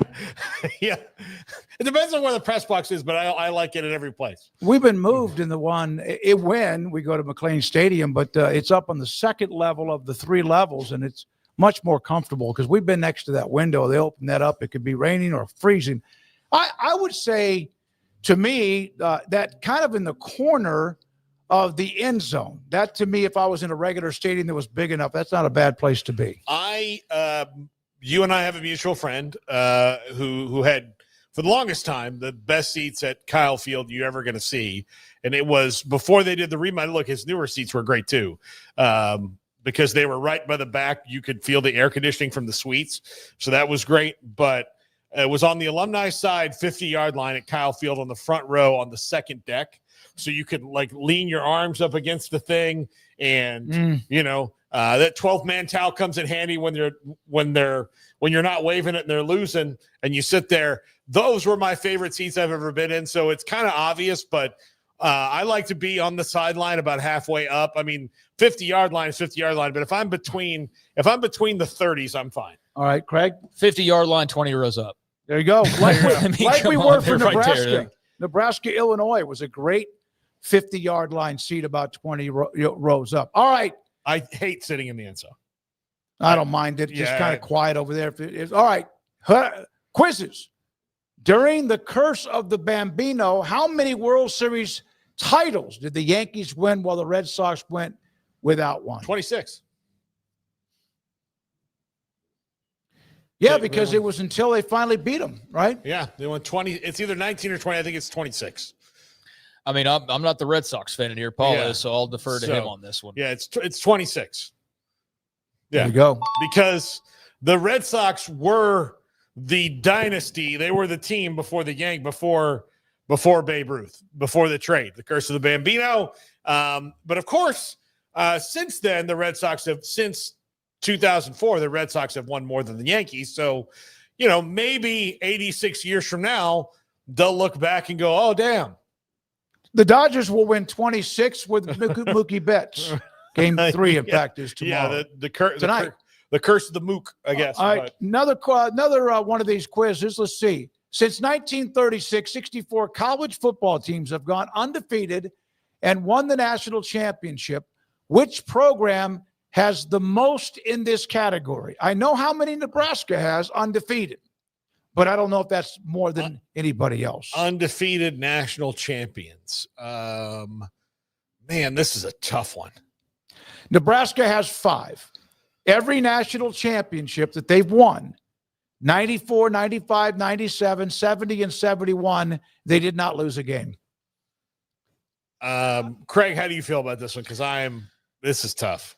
My immediate thoughts just I see most national titles and it goes to Alabama. Okay. But I don't remember records You for know, I like think specific only- Ohio yeah. State teams and stuff. Like I don't recall, was that Ohio State team from 2014 or were they like, you know what I'm saying? Like I don't remember. The team that beat with Maurice Claret beat Miami.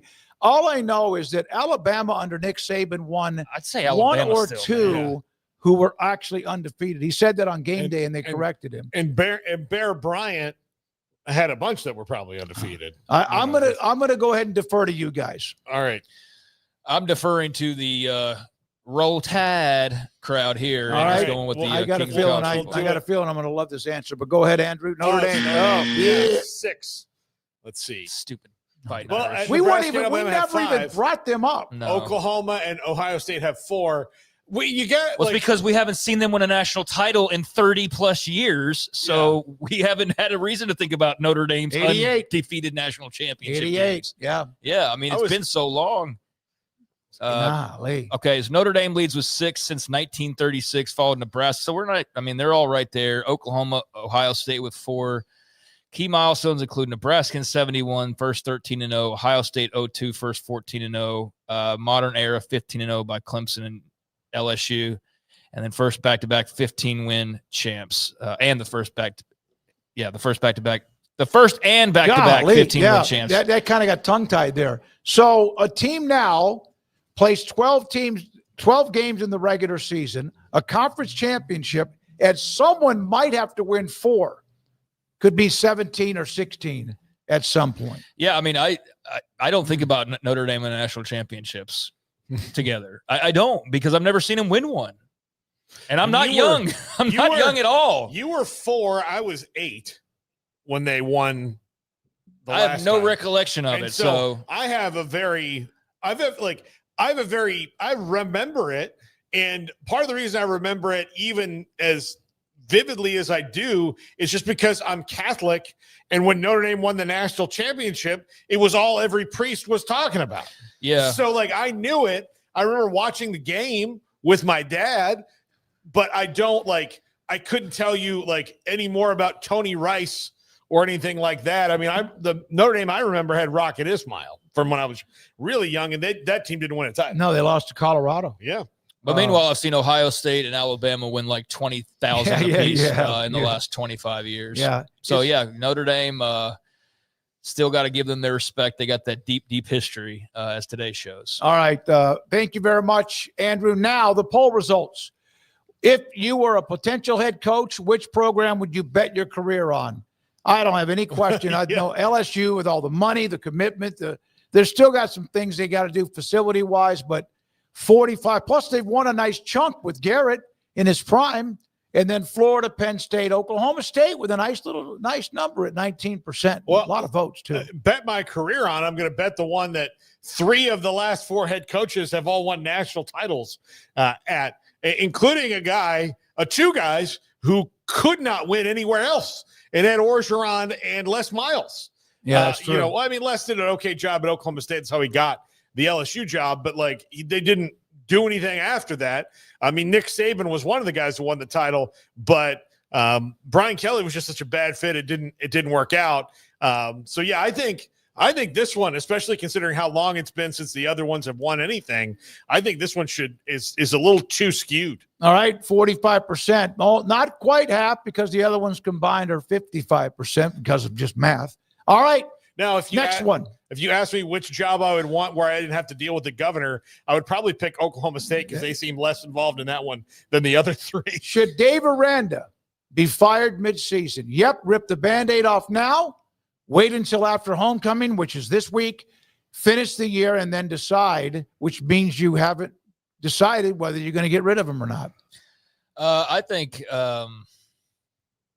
at this point, I don't think that ripping the Band-Aid off right now really does a lot of good. And I also don't know kind of what message you're sending either, because it's not as though they're 0-7 or 1-7 or something like that. They're 500.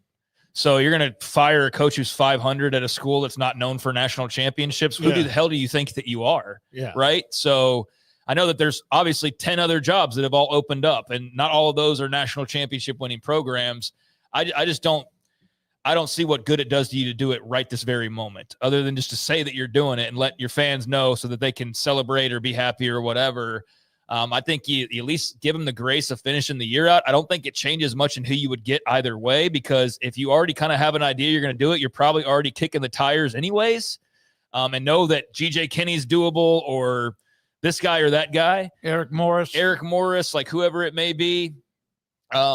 So, yeah, I say finish the year and then decide, just to kind of see where they land. But it's also hard to say without knowing their situation. Like, do they have the buyout money? Yeah. Do they have? Yeah, they do. Yeah, they do. I hear this about they always have the money. No. They don't have, like I said earlier, Craig, they don't have a check writer like Texas or A&M or Auburn or LSU. Texas Tech. Or even Tech.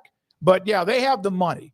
I was told from the very beginning when I first started here 15 years ago that they always have the money. You don't see it as public. Or you just don't hear about so much those guys who are or women who are the ones that are like making a lot of the decisions. And but they have guys, men and women, who could write checks. I'll just sum it up. I think it doesn't do any good to do it right now, other than just making a few people feel better, when you can just wait a month and do it then. I also think that that's a Band-Aid and a bullet hole if you do it. I think they've got bigger problems. Oh, yeah. No, I think that there's a lot of issues. It's not just with the football program. They got to figure out who they are. I know they've spent millions upon millions trying to have great facilities, and they do. By the way, they did get one good news. Rylan Morris, that stud from Honey Grove High School, committed to Baylor, then committed to Stanford. So you know he's got incredible brain power, committed back to Baylor this past weekend. When we come back, it'll be tomorrow at 3 o'clock. Thank you, Garrett Ross. Thank you, Brandon Rowe, and Andrew Valade, and Logan, who's there with us as well. Paul Catalina, thank you, sir. Thank you to Craig Smoak. I'm David Smoak. This is 365 Sports. We'll see you tomorrow.